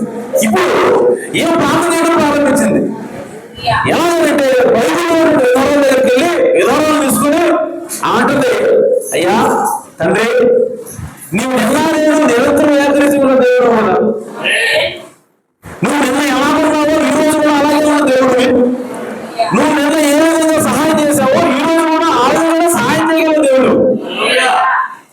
నిన్న ఒక వివరాల కుమారుడు చౌబతుకులో ఉంటే ఆ చౌబతుకులో ఉన్నటువంటి కుమారుడి దగ్గరికి ఆయన ప్రార్థించినప్పుడు ఏమేమి పంపించావు, ఏమేమి పంపించి ఆ కుమారుడు బ్రతికించావు కదా. ఆమె ఈరోజు నేను కూడా వివరాలనే, నా కూడా ఒక కుమారుడు ఉన్నాడు, ఆ కుమారుడు కూడా చౌబతుకులో ఉన్నాడు. ఆమె అయితే తండ్రి, ఇప్పుడు వివరాలు చనిపోయే కుమారుడు ఉన్నాడు, ఎక్కడ కుమారుడు అడిగిందంటే, అలాగే సో పంపించదా, పంపించిందండి, ఇదిగో నా కుమారుడు బ్రతికించని చెప్పి ఆమె ప్రార్థన చేసినాడు. ఆమె వెంటనే దేవుడు ఆగిపోయాడు. పర్వతం మొత్తం స్తంభించిపోయింది. రే ఏమా, దేవుడి చిత్తాన్ని పట్టుకొని ప్రార్థన చేస్తున్నాం. దేవుడి చిత్తం అనేది దేవుడి వాక్యమే. సో దేవుడి వాక్యాన్ని పెట్టుకుని ఎప్పుడైతే ప్రార్థన చేస్తామో ఆ దేవుడి చిత్తానికి జవాబు ఇవ్వకుండా దేవుడు ఉండలేడు. అలాగే ఇప్పుడు వెంటనే దేవుడు ఇప్పుడు విధానంలోనే ఆ కుమారుడు సౌబతుకులో ఉన్నాడు, ఏదో ఎక్కడ ఉన్నాడు, ఎక్కడున్నాడు ఆయన అంటే, అయ్యా ఆయన బయటలో ఉన్నాడు, ఆయన ప్రయాణంలో ఉన్నాడు, ఆయన మధ్యాకాశంలో గాలిలో ఉన్నాడు. గాలిలో ఉన్నా సరే నాకు అనవసరం, దించండి. ఎందుకంటే ఒక విధవాలు వాక్యం చేస్తుంది, ఒక విధవాలు దేవుడి చిత్తాన్ని ప్రార్థన చేస్తుంది. బయటలో పోతున్నా సరే, మధ్యాకాశంలో ఉన్నా సరే, అమ్మనంత ఎత్తులో ఉన్నా సరే నాకు అనవసరం, దించండి అర్జెంటుగా, వాతావరణాన్ని మార్చేయండి. అలాగే సో తుఫాను సృష్టించండి. తుఫాను వచ్చింది, వాతావరణం ఒకసారి మారిపోయింది, వెంటనే అర్జెంటుగా ఆ ఫ్లైట్ ని వెళ్ళిపోతుందని వెంటనే దగ్గరలో ఉన్నటువంటి ఎయిర్పోర్ట్ పార్క్ చేశారు. పార్క్ చేసి ఇప్పుడు అనౌన్స్మెంట్ వచ్చింది, అయ్యా వాతావరణం ఒకసారి మారిపోయింది కాబట్టి ఇక్కడ దించాం, సో మీకు ఏమైనా పనులు వెళ్ళి చూసుకోండి, ఇక ఫ్లైట్ వెళ్ళడానికి ఒక 3 గంటల సమయం పడుతుందని చెప్పి వాళ్ళు అనౌన్స్ చేసినప్పుడు అందులోంచి ఏమీ దిగాడు. ఏంటి ప్రభా, నేను ఎక్కడికో వెళ్తున్నానంటే ఇక్కడ దించేయండి అని చెప్పి ఆయన మనసులో ప్రార్థన చేసుకుంటున్నాడు. ఇప్పుడు దేవుడు ఆత్మ చెబుతుంది, సరాసరి నేరుగా నడుచుకుంటే అలాగే ఏం ప్రభా, ఎవరు మాట్లాడుతున్నారు నాతో? అవే నేనే మాట్లాడుతున్నాను, నడుచుకుంటా నేరుగా అలాగే ప్రభా నడుచుకుంటూ వెళ్తున్నాడు. ఆమె కుడివైపు తిరుగు, సరే ప్రభా కుడివైపు తిరిగాడు, ఎడవైపు తిరుగు. ఆమె సో అదేవిధంగా ఆయన నడుచుకుంటూ వెళ్తున్నాడు. సిటీలోంచి లోపలికి, సిటీలోంచి వెళ్ళిపోయాడు, సిటీ దాటి వెళ్ళిపోయాడు, అవుట్స్కర్ట్స్ లోకి వెళ్ళిపోయాడు. అక్కడ ఎవరున్నారంటే నీగ్రోలు నివసించేటువంటి స్థలంలోకి వెళ్ళాడంట. ఏం ప్రభా ఇక్కడ తీసుకొచ్చావు అని అంటే ఆయన నడుచుకుంటూ వెళ్తా ఉంటాడు. ఆయన నడుచుకుంటూ వెళ్తా ఉన్నాడు. ఈలోపు నీకు విధవరాలు ఆమె ఇంటి గేటు ముందు నిలబడి ఆమె ఎదురు చూస్తా ఉన్నాడు. అలాగే ఆమె ఎప్పుడైతే ఈ యొక్క ఏం చూస్తుందో కొంత నాన్నగారు చూస్తుందో ఆమె అంట, అయ్యా పాస్టర్ గారు వందనాలు అంటుందంట. అంటే ఏం ఆశ్చర్యపడ్డది, ఏందమ్మా 3,000 ఊళ్ళు ఇక్కడ ఎవరు నాకు తెలియదు, నువ్వు నన్ను ఎట్ట గుర్తుపెట్టు, నేను మాస్టర్ గారు నీకు ఎట్ట తెలుసు అని అంటే ఆమె అన్నదంట, దేవుడు నాకు చూపించాడు. పలానా వర్క్ సూట్ వేసుకొని పలానా క్యాప్ పెట్టుకుని ఒక వ్యక్తి వస్తాడు, అతనే అతను నీ కుమారుడికి ప్రార్థన చేస్తాడు, నీ కుమారుడు బాగుపడతాడని చెప్పాడయ్యా. ఉదయం చెప్పాడు దేవుడు, ఇది ఇప్పుడు మధ్యాహ్నాన్ని నేను ఇప్పుడు దానికోసం చూస్తాను, నీకోసం ఎదురు చూస్తాను అని చెప్పన్నప్పుడు ఆయన వచ్చాడు, లోపలికి వెళ్ళాడు, ప్రార్థన చేశాడు. ఆ ప్రార్థన దేవుడు వచ్చాడు, కుమారుడు వెలిగించాడు. హల్లెలూయా. ఒకరోజు నా తర్వాత కొంతకాలానికి ట్రైన్లో వెళ్తామంటే ఒక స్టేషన్ ఆగింది ట్రైన్. అప్పుడు ఆయన కింద కొనుక్కోవడానికి వచ్చాడు. అప్పుడు ఆ రైల్వే స్టేషన్ లో ఒక యవనస్తుడు నిలబడి, అయ్యారు అమ్మనాలు బాగున్నారు అని చెప్పన్నాడు. బాగున్నా, ఎవరు నువ్వు, నేను తెలుసా అని అంటే అప్పుడు ఆ స్టోరీ చెప్తున్నాడు. ఒకప్పుడు మా అమ్మ ఏమైనా ప్రార్థన చేయమని పిలిచింది, మీరు వచ్చారు, నేను సౌరవతిలో ఉన్నాను కదా, చీకట్లో ఉన్నాను కదా, అప్పుడు ప్రార్థన చేశారు, నువ్వు నన్ను స్వస్థపరిచాడు, ఇదిగో నేను బాగున్నాను సార్ అని చెప్పాడు. అలాగే సో కాబట్టి ప్రియ సోదర సంఘమా, దేవుడి చిత్తానుసారంగా మనం ప్రార్థన చేసినప్పుడు మన యొక్క పరిస్థితిని వాక్యంలో చూసి వాక్యం ప్రార్థన చేసినప్పుడు అదే దేవుడి చిత్తానుసారంగా ప్రార్థన చేయడం అంటే. అలా ప్రార్థన చేసినప్పుడు ఖచ్చితంగా దేవుడు మన యొక్క వారిని ఆలకించి తీరుతాడంతే. హల్లెలూయా. కాబట్టి ఇంకా యేసుక్రీస్తు ఏమన్నాడంటే, మీరు నా నామమున దేనిని అడుగుదురో తండ్రి కుమారుని యందు మహిమపరచబడేట్టుగా దానిని చేతును, నా నామమున మీరు నన్నేమి అడిగిన నేను చేతును. యేసు అంటారు, మీరు నా నామమున ఏదైతే నేను అని చేస్తాను. ఈరోజు నువ్వు ప్రార్థన చేసేటప్పుడు మన యేసుక్రీస్తు నామములో ఎందుకు అడుగుతున్నాం? ఇది ఈ మాట పట్టుకున్నాం ఆమె. కానీ ఆ మాటలో మాట్లాడుతున్నప్పుడు మనం పట్టుబట్టి యేసుక్రీస్తు నామములో అడిగితే దేవుడు మనకి ఇస్తాడు ఉద్దేశంతో మనం అడగట్లా. ఆమె మనకు అలవాటు ప్రార్థన చేయదు, అలవాటుగా మొక్కుగా యేసుక్రీస్తును ప్రార్థిస్తున్నాను అడుగుతున్నాం. యేసుక్రీస్తును అడుగుతున్నాను అంటే అంటున్నాం, కానీ యేసుక్రీస్తును అడిగితే మీరు ఏది అడిగినా సరే ఇస్తాను అన్నటువంటి మాట మనం గుర్తుపెట్టుకోండి.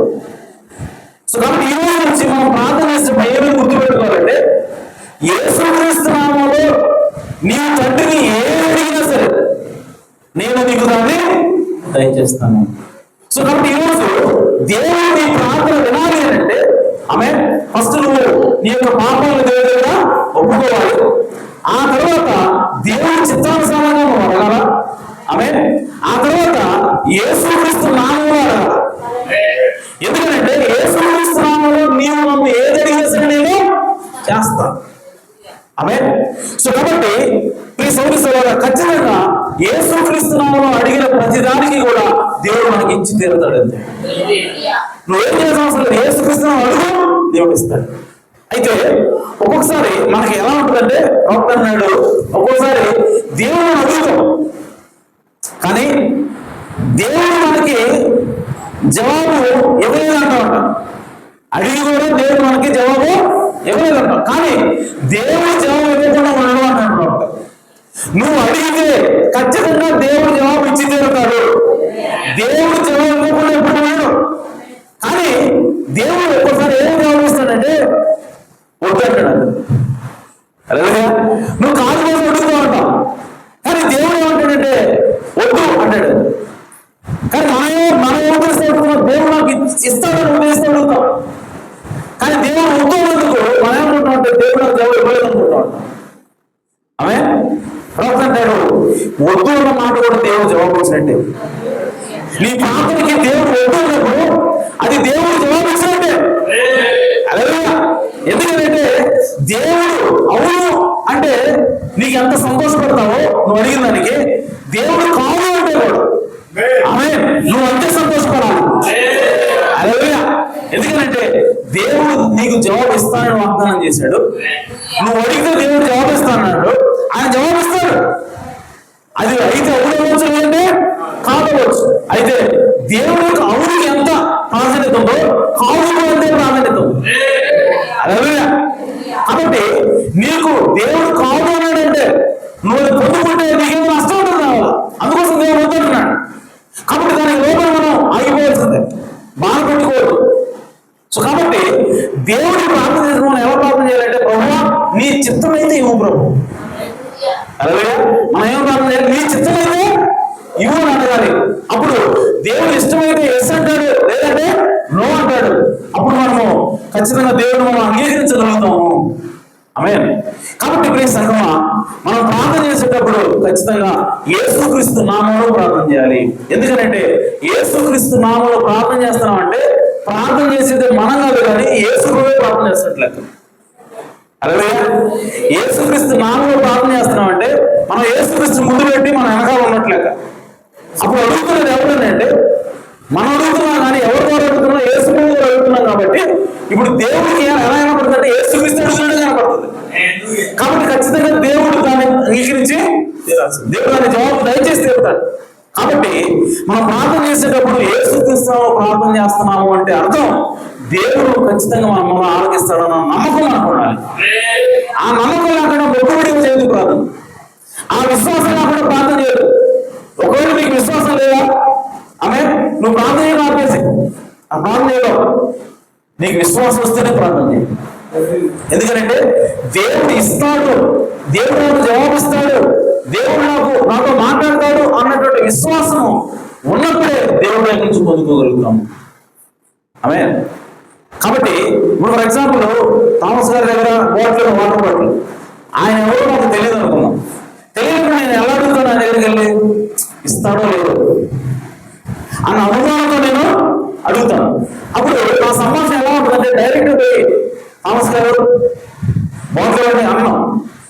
థామస్ గారు మీరే థామస్ గారు, మీ గురించి చాలా అన్నానండి, మీరు మంచోళ్ళట, ఏంటి సంగతులు, ఎలా ఉన్నారు, ఇవన్నీ మాట్లాడతాం. ఎక్కడెక్కడికి వెళ్తా ఉంటాం. వెళ్ళి చివరికి దాహం ఉంది, వేడిగా ఉంది కదా వాతావరణం, అదే సో దాహం వస్తుంది, నీళ్ళు అంటే బాగుంది ఇప్పుడు తాగటానికి, మీ దగ్గర ఏమన్నా నీళ్ళు ఉన్నాయా అడుగు. ఎంత మాట్లాడే చివరికి ఆడవస్తాం. ఆమె సో అదేం చూపిస్తుందంటే అవతల వ్యక్తికి నీకు మధ్య రిలేషన్స్ సరిగా లేవు అనిపిస్తుంది. అవతల వ్యక్తి ఎవరు నీకు తెలియనట్టుగా చూపిస్తుంది. అందుకోసం మనం ఎక్కువగా మాట్లాడుతాం. అలాగే మనం ప్రార్థన చేసేటప్పుడు కూడా ఎక్కువ మాట్లాడుతున్నాం. ఓ ప్రభు అదంటాం ఇదంటాం ఏదో తిరుగుతూ ఉంటాం. అలాగే అందుకోసం తెలియబడింది, మీరు విస్తారమైన మాటలు మాట్లాడటం వల్ల మీ యొక్క ప్రార్థన వినబడుతుంది మీరు అనుకోవద్దు. విస్తారమైన మాటలు మాట్లాడుతున్నాం అంటే అర్థం ఏంటంటే మనం విశ్వాసంలో కూడా మాట్లాడుతున్నాం అంటాం. దేవుడు ఇస్తాడు అన్నటువంటి నమ్మకం నీకు లేకుండా ప్రార్థన చేస్తున్నా అదే చూపిస్తుంది. ఆమె కానీ విశ్వాసం ఉంటే థామస్ గారు నాకు తెలిసినోడు, నేను మంచినీళ్ళు కేవలం మంచినీళ్ళు అడిగిందా, మంచినీళ్ళు ఇస్తే ఖచ్చితంగా ఇస్తాడన్న ఉద్దేశం ఏమంటాను పోయి డైరెక్ట్ గా బాబా దాహం అవుతాయి మంచినీళ్ళు అంటారు, అంతే ఆయన ఇచ్చేస్తాడు. ఆమె అలాగే దేవుడు కూడా దేవుడు కనుక దేవుడు క్షమించేది అన్నటువంటి నమ్మకం నీకుంటే, దేవుడికి నీకు మధ్య ఎలాంటి అడ్డుగోడలు లేదని చెప్పి నువ్వు కనిపిస్తే, దేవుడు నీ తండ్రి నువ్వు గుర్తిస్తే, ఆమె సో దేవుడు నా మొర ఆలకిస్తాడు అన్నటువంటి నమ్మకం నీకుంటే నువ్వు డైరెక్ట్గా వెళ్ళి ప్రభువా నువ్వు గొప్పవాడు, నువ్వు నా తండ్రి, ఇదిగో నాకు ఈ సమస్య వచ్చింది, ఆమె ఇదిగో బైబిల్ ఈ సమస్య వచ్చినప్పుడు పలానాడు నువ్వు సహాయం చేసి, ఆమె ఈరోజు నువ్వు నాకు సహాయం చేయడం అని అడుగు. అయిపోయింది. నాకు విశ్వాసం దేవుడు నాకు ఖచ్చితంగా జవాబిస్తాడు, విశ్వాసం తిరిగి లేస్తాం అంతే. ఆమె సో కాబట్టి ఈరోజు ప్రార్థన ఎలా చేయాలంటే మనం విశ్వాసంతో ప్రార్థన చేయాలి. నమ్మకంతో దేవుడు సమాధానం ఇస్తాడు అంటే నమ్మకంతో ప్రార్థన చేయాలి. అలా కాకుండా నువ్వు అటు ఇటు తిరిగి వచ్చి ప్రార్థన చేస్తున్నావు అంటే, ప్రార్థనలో అటు ఇటు ఏదో మాట మాట్లాడుతున్నావు అంటే, చెప్పిన మాట మళ్ళీ చెప్తున్నావు అంటే దాని అర్థం ఏంటంటే నీ ఫోకస్ దేవుడి మీద లేదు, నువ్వు మాట్లాడే మాటల మీదే ఉంది. ఆమె కానీ దేవుడు దాన్ని పట్టించుకోడు. దేవుడు దేన్ని పట్టించుకుంటాడంటే నీవు చేసే ప్రార్థన విశ్వాసంతో చేస్తున్నావా లేదా, నువ్వు ఎంత విశ్వాసంతో చేస్తున్నావు, నువ్వు ఎంత నమ్మకంతో చేస్తున్నావు, దాన్ని దేవుడు చూస్తాడు. కాబట్టి ఈ సమయం ఈరోజు ప్రార్థన చేసేటప్పుడు మన ఖచ్చితంగా దేవుడు మనకి దయచేస్తాడు, దేవుడు మనతో మాట్లాడతాడు, ఆయన నామమే ఏది అడిగినా సరే దేవుడు నాకు ఇస్తాడు నమ్మకంతో ప్రార్థన చేయాలి. హల్లెలూయా. సో అలా ప్రార్థన చేసినప్పుడు ఖచ్చితంగా దేవుడు జవాబిస్తాడు. ఆమేన్. అయితే ఒకసారి కొంతమందికి ఎలా ప్రార్థన చేయాలో తెలియదు అనుకున్నాం. అప్పుడే కొత్తగా వచ్చారు దేవుడి దగ్గరికి, దేవుడిని నమ్ముకున్నారు, వాళ్ళు ఎలా ప్రార్థన చేస్తారో తెలియదు. ఇప్పుడు ప్రవక్త చిన్నపిల్లలు చెప్తున్నాడు. ఆ చిన్నపిల్లలకి ఏమొచ్చు అంటే ఏబిసిడీలు వచ్చాడు. ఏ దగ్గర నుంచి జగన్ వరకు వచ్చాడు అంతే. ఓకే, ఇప్పుడు వాళ్ళ అమ్మ ఒకప్పుడు ప్రార్థన పడాలి, వాళ్ళు ప్రార్థన చేసేది, ఆమె చనిపోయిన తర్వాత వీడు అనాథ అయిపోయాడు. వీడు ఒక రోజు దేవుడి సన్నిధి దగ్గర ప్రార్థన చేస్తున్నాడు. వీడి ప్రార్థన ఎంత చేయాలి తెలియదు. ఆమె సో ఆ సమయంలో వీడు ఏం చేస్తున్నాడంటే ABCDEFGHIJKLMNO చెప్పాడు. అదవుతుందా? ప్రవక్త చెప్తాడు అన్నమాట. ధర్మశాస్త్రం ఛాయగా ఉన్నది అని వర్తమానంలో, the law having a shadow అని వర్తమానం 50వ సంవత్సరం 6వ నెల 21వ తారీఖు బోధించాడు. అందుకు చెప్పాడు ప్రవక్త. మోకాళ్ళ మీద నిలబడి తన ఏబిసిలు చదువుతున్న ఒక చిన్న పిల్లాడిలాగా ఉంది. అప్పుడు మాస్టర్ గారు ఆ పక్కన వెళుతూ ఏం చేస్తున్నావు ఆయన అని అడిగాడు పిల్లాడు. దానికి ఆ పిల్లవాడు ఎలా అన్నాడు, మా అమ్మ బాగా ప్రార్థన చేసేది, ఆమె ప్రార్థించేదని నాకు తెలుసు, కానీ నేను ఇప్పుడు అనాథను, నాకు ఎలా ప్రార్థించాలో తెలియదు, అందుకే నేను ఏబిసిలు అన్నిటినీ చదువుతున్నాను. బహుశా దేవుడే వాటన్నిటినీ కలిపి నేను దేని కోసం ప్రార్థిస్తున్నానో అర్థం చేసుకుంటాడని నా ఆశ. అలాగే అర్థమవుతుందా? వాడికి ఏది ప్రార్థన తెలియదు, కానీ వాడికి ఏం కావాలో తెలుసు. ఆమె దాన్ని ఎలా ఎక్స్ప్రెస్ చేయాలో తెలియదు. సో అలాంటప్పుడు ఏం చెప్తున్నాడంటే ఆ నుంచి బండి రావడం చెప్పాడు, అక్షరాలనే చెప్తున్నాడంట. చెప్పి ఆమె అన్నాడంట. అంటే వాడి ఉద్దేశం ఏంటంటే ఆ అక్షరాలను తీసుకుని ఆ అక్షరాలని మాటలు ఎలా వస్తాయండి, ఆ అక్షరం నుంచి వచ్చేది మాటలు అమ్మ అంటే ఆ అక్షరమాల నుంచి అమ్మ వస్తుంది మా అవుతుంది. ఓకే, సో ఎన్ని చెప్పారు ఏబిసిడి చెప్పి ఆమె. సో ఇప్పుడు ఆ ఎన్ని చెప్పారు కాబట్టి ఆ అక్షరాలు తీసుకుని నాకేం కావాలో చెప్తాను. హల్లెలూయా. సో వాటిని అర్థవంతంగా అమర్చడానికి వాటిని కలిపి దేని కోసం ప్రార్థిస్తున్నామో అర్థం చేసుకుంటాడని నా ఆశ. ఒకనాడు ఖచ్చితంగా మన ప్రార్థనలన్నింటినీ క్రమబద్ధం చేసి ఆమె మనకు ప్రార్థించడం సరిగా రాకపోయినా వాటిని క్రమబద్ధం చేసి వాటిని అర్థవంతంగా అమర్చడానికి మనం ఆయన పైనే ఆధారపడతాం. సో కాబట్టి మనం ప్రార్థన చేయడం ఒకవేళ మనకు రాకపోయినా సరే, నువ్వు కనుక యథార్థంగా ఉంటే, నువ్వు కనుక సిన్సియర్గా ఉంటే, నువ్వు కనుక అనేక పశ్చాత్తపడి ఉంటే ఆమె సో మూలుగులతో ఆమె వచ్చినప్పుడు శక్యంగానే మాటలతోటి దేవుని యొక్క ఆత్మీయ ప్రార్థన చేస్తుంది. అలాగే క్రైస్తవుని అనుకరించడం ఆత్మలో అంటాడు, అది యథార్థమైన హృదయంతో చేసే ప్రార్థన. నిశ్చయముగా ఆయన వాటన్నిటిని అక్షరాలు కలిపి క్రమపరచగలరు. మనం పెదవులతో ఎలా ప్రార్థిస్తున్నాం అనేది కాదు, మన హృదయం యొక్క ఉద్దేశం ఏమిటి అనేది ఉంటాడు. అలాగే సో మన పెదవులతో ఏం మాట్లాడుతున్నావు, నీ ఉద్దేశం ఏంటి? ఒకసారి దేవుడు చేస్తాడు, నీ ఉద్దేశం ఏంటి? నువ్వు పెదవులతో మంచి అందమైన ప్రార్థన చేయొచ్చు, కానీ నీ ఉద్దేశం వాక్యానికి వ్యతిరేకంగా ఉంటే, దేవుడి చిత్తానికి వ్యతిరేకంగా ఉంటే దేవుడు అంటున్నాడు. నీ ప్రార్థన అందంగానే ఉంది, నీ ప్రార్థన వాక్యానుసారంగా ఉంది, కానీ నీ యొక్క ఉద్దేశం ఎలా ఉంది? వాక్యానుసారంగా లేదు. అలాంటప్పుడు దేవుడు మన యొక్క ప్రార్థన వినడు. ఆయన కొన్నిసార్లు మన పెదవుల మాటలను వినడు, ఆయన మన ఉద్దేశాన్ని అంటే మన హృదయానికి ఉన్న అసలు కారణాన్ని వింటాడు. కాబట్టి ప్రియ సంగమా, ఈరోజు నిజంగా నువ్వు ప్రార్థన దేవుడు వినాలి అని అంటే ఖచ్చితంగా మంచి ఉద్దేశంతో, దేవుడి యొక్క చిత్తానుసారమైన ఉద్దేశంతో నువ్వు ప్రార్థన చేసినప్పుడే దేవుడు నీ మొర ఆలకిస్తాడు. కాబట్టి ఈరోజు దేవుడు మనం ప్రార్థన చేసినప్పుడు ఆయన ఏది ఇచ్చినా రిటర్న్ నువ్వు తీసుకోగలడానికి నువ్వు సిద్ధంగా ఉన్నావు. ఎందుకంటే అలా చేసినప్పుడే నువ్వు నిజంగా దేవుడు ప్రేమిస్తున్నావు అంటే రుజువైనది.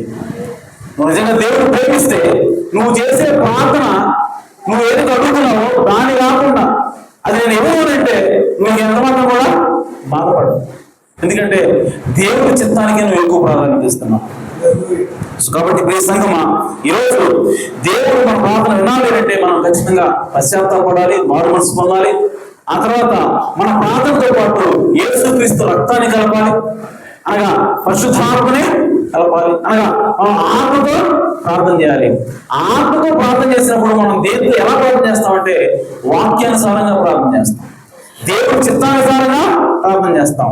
కాబట్టి ఖచ్చితంగా దేవుడు మన మొర ఆలోకించి తీరాల్సిందే. అలాగే యేసుక్రీస్తు నామములో నువ్వు ఏది అడిగినా సరే దేవుడు ఖచ్చితంగా దాన్ని నీకు దయచేస్తాడు. సో నువ్వు అడిగిన ప్రతి ప్రార్థనకి కూడా దేవుడు ఖచ్చితంగా జవాబు ఇచ్చి తీరుతాడు. ఈ విషయం గుర్తుపెట్టుకోండి. మనకేమంటే దేవుడు ప్రార్థన చేస్తుంది, దేవుడు జవాబు ఇవ్వడు. ఆమె దేవుడు నాతో మాట్లాడు, దీనికి సమాధానం దేవుడు ఇస్తాడో ఇవ్వడో అన్న గందరగోళంతో అన్న అనుమానంతో మనం ప్రార్థన చేస్తాం. కానీ బైబిల్ ఏం చెప్తుందంటే, నీవు నా నామంలో ఏదైనా సరే నేను నీకు అనుగ్రహిస్తాను. కాబట్టి మనం ప్రార్థన చేసేటప్పుడు ఖచ్చితంగా మనం ఏదైతే అడుగుతున్నామో దానికి మనం దేవుడు జవాబు ఇస్తాడు అన్నటువంటి నిశ్చయంతో మనం ప్రార్థన చేయాలి. ఆమె ఇప్పుడు రోగి కోసం ఎవరో ప్రార్థన చేయడానికి వచ్చారు. వచ్చినప్పుడు మనం ఎలా ప్రార్థన చేస్తాం అని అంటే మొక్కుబడిగా ప్రార్థన చేస్తాం. ప్రభువా ఏమైనా క్షమించు, పాపం క్షమించు, ఏమైనా స్వస్థపరచు అని చెప్పి ప్రార్థన చేస్తాం. కానీ మా మైండ్ నేను ఎవరు వస్తుందంటే ఏం హాస్పిటల్కి వెళ్తుంది, ట్యాబ్లెట్ వేసుకుంటుంది, చివరికి బాగుపడి వస్తుంది అన్న మనసులో ఉంటుంది. కానీ మనం ఏం ప్రార్థన చేస్తాం, దేవా ఏమని స్వస్థపరచు అంటే కనీసం దేవుడు అద్భుతం చేస్తాడు ఏం జీవితం అన్న ఆలోచన కూడా యాంటిసిపేషన్ మనకు ఉండదు. ఆమె ఎందుకంటే మనం చేసే ప్రార్థన మీద మనకి నమ్మకం లేదు. హల్లెలూయా. కానీ దేవుడు ఏం కోరుకుంటాడంటే నువ్వు విశ్వాసంతో ప్రార్థన చేయాలి. నువ్వు చిన్న ప్రార్థన చేసినా ఎలా ప్రార్థన చేయాలి, దేవుడు నాకు ఇస్తాడు అన్నట్టు విశ్వాసంతో ప్రార్థన చేయాలి. అలా ప్రార్థించండి, ఖచ్చితంగా దేవుడు మీకు జవాబు ఇస్తాడు. దేవుడు ఎందుకంటే ప్రతి ప్రార్థనకు కూడా దేవుడు జవాబు ఇచ్చే దేవుడు అన్నాడు. ఆయన చిత్తానుసారంగా చేస్తే ఖచ్చితంగా ఆయన మనకి జవాబు ఇచ్చి తీరాల్సిందే. కాబట్టి సంగమా, మనం ఆ విధంగా ఈ రోజు నుంచి ప్రార్థన మొక్కుబడి ప్రార్థన కాకుండా యేసుక్రీస్తు నామములో అడిగిన ప్రతి ప్రార్థనకి కూడా జవాబు వస్తుంది అన్నటువంటి విశ్వాసంతో మనం ప్రార్థన చేద్దాం. దేవుడి యొక్క రక్తంతో, దేవుడి యొక్క ఆత్మతోటి మనం ప్రార్థన చేద్దాం. ఖచ్చితంగా దేవుడు మన ప్రార్థనలకు జవాబు ఇస్తాడు. దేవుడి మాటలు దీవించుగాక. దేవుడు సమృద్ధిగా ఆశీర్వదించుగాక.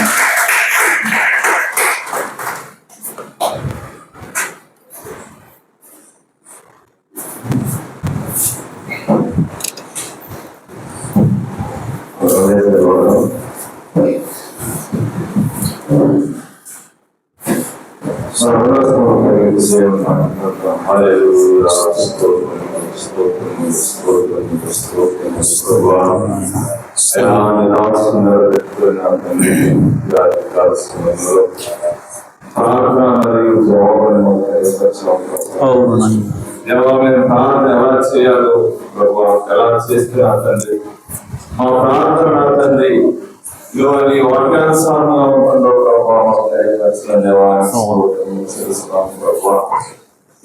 తండ్రి. ఓ ప్రభా తప్పిపోయిన కుమారుడు నిజముగా తండ్రి తన జీవితంలో ప్రభా ఏదైతే కోల్పోయాడో ఆ మందుల దగ్గరికి వెళ్ళిన తండ్రి, ఆ మందులని ఆహారం దగ్గరికి వెళ్ళినప్పుడు గుర్తొచ్చాడు ప్రభా. ఇది కూడా తండ్రి ఇంకా అనేక నివాసములు నేను వెళ్ళి నా తండ్రి ఉంటాను, నన్ను కుమారుడుగా నన్ను పరివారంగా తీసుకుంటానని నా తండ్రి ఆ తప్పిపోయిన కుమారుడు తెలుసుకున్నాడు. నిజంగా నా తండ్రి తన ఉద్దేశం ఏమైనదో ప్రభా, అది కృతజ్ఞ దేవుడు నిజంగా నా తండ్రి తప్పిపోయిన కుమారుడు ఓ ప్రభా తండ్రి వాళ్ళకి వెళ్ళినప్పుడు ప్రభా తండ్రి తన పాపాన్ని తన తప్పులు చూడలేదు కానీ తండ్రి తన హక్కున్నాయని నాకు తెలియపరిచినదే దేవాలయానికి నా తండ్రి అయ్యా మేము చేసే ప్రార్థన నా తండ్రి ప్రతి దేవుడు నా తండ్రి ఎంత వెళ్తున్నాయని మేము అనుకుంటున్నాం కానీ ప్రభా పశ్చాత్తాపంతో చేయండి ఆ ప్రార్థన దేవుడి దగ్గర కలదని మాకు తెలియపరచాము. ఇదో నీ ప్రార్థన పశ్చాత్తాపంతో ఉండాలి, అది విశ్వాసంతో ఉండాలని మాకు తెలియపరచాము. అంతే కాదని నీ ప్రార్థన దేవుడి సన్నిధికి వెళ్ళాలంటే నువ్వు గుర్తులు కలిగి ఉండాలి. గుర్తు పరిశుద్ధ అవునాయనా.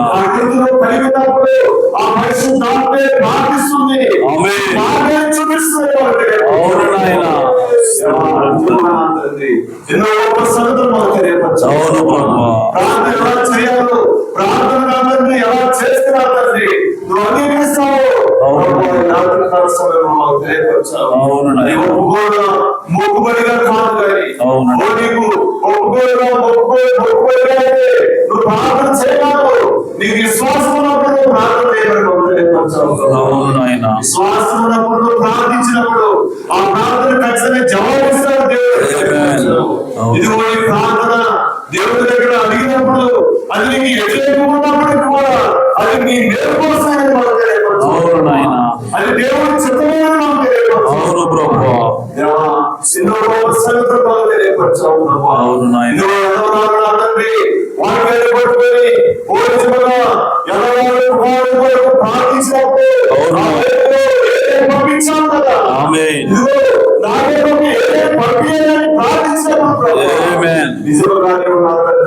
ఈ కాలంలో అవును తండ్రి. శక్తివంతమైన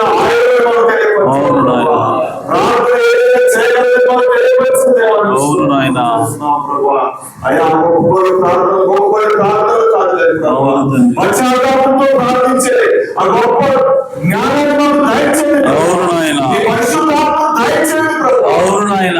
ఆత్మతో నింపుకొని ప్రార్థించే అనుభవం దయచేయండి ప్రభు. లేఖనాన్ని పట్టుకొని ప్రభు, లేఖనానుసారంగా ప్రార్థించడం దయచేయండి. అవును నాయన. జవాబు వచ్చే విధముగా తండ్రి మమ్మల్ని సరిజీవంగా ఉంచున్నారు ప్రభు.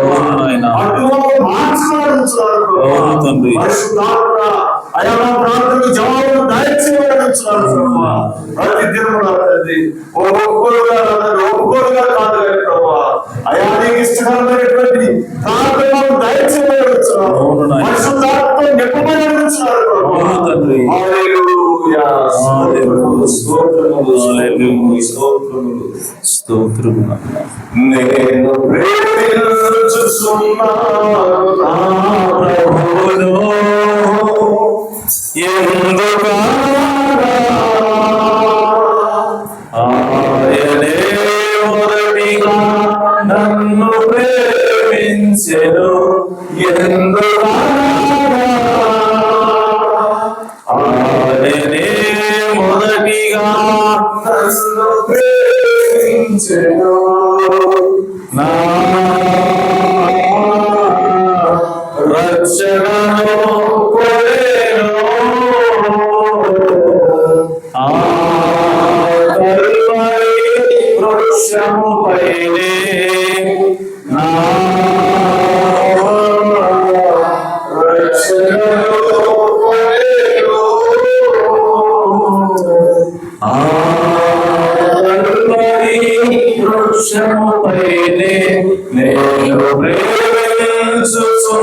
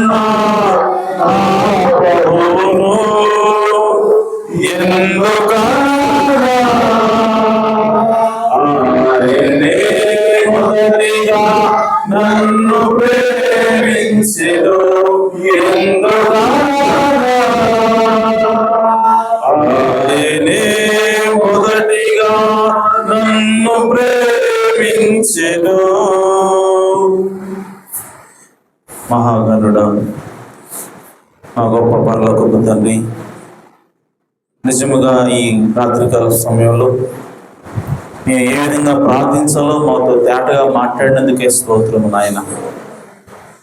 నిజముగా మా యొక్క ప్రతి ప్రార్థనకు నువ్వు జవాబిస్తాను వాగ్దానం చేసావు నాయన.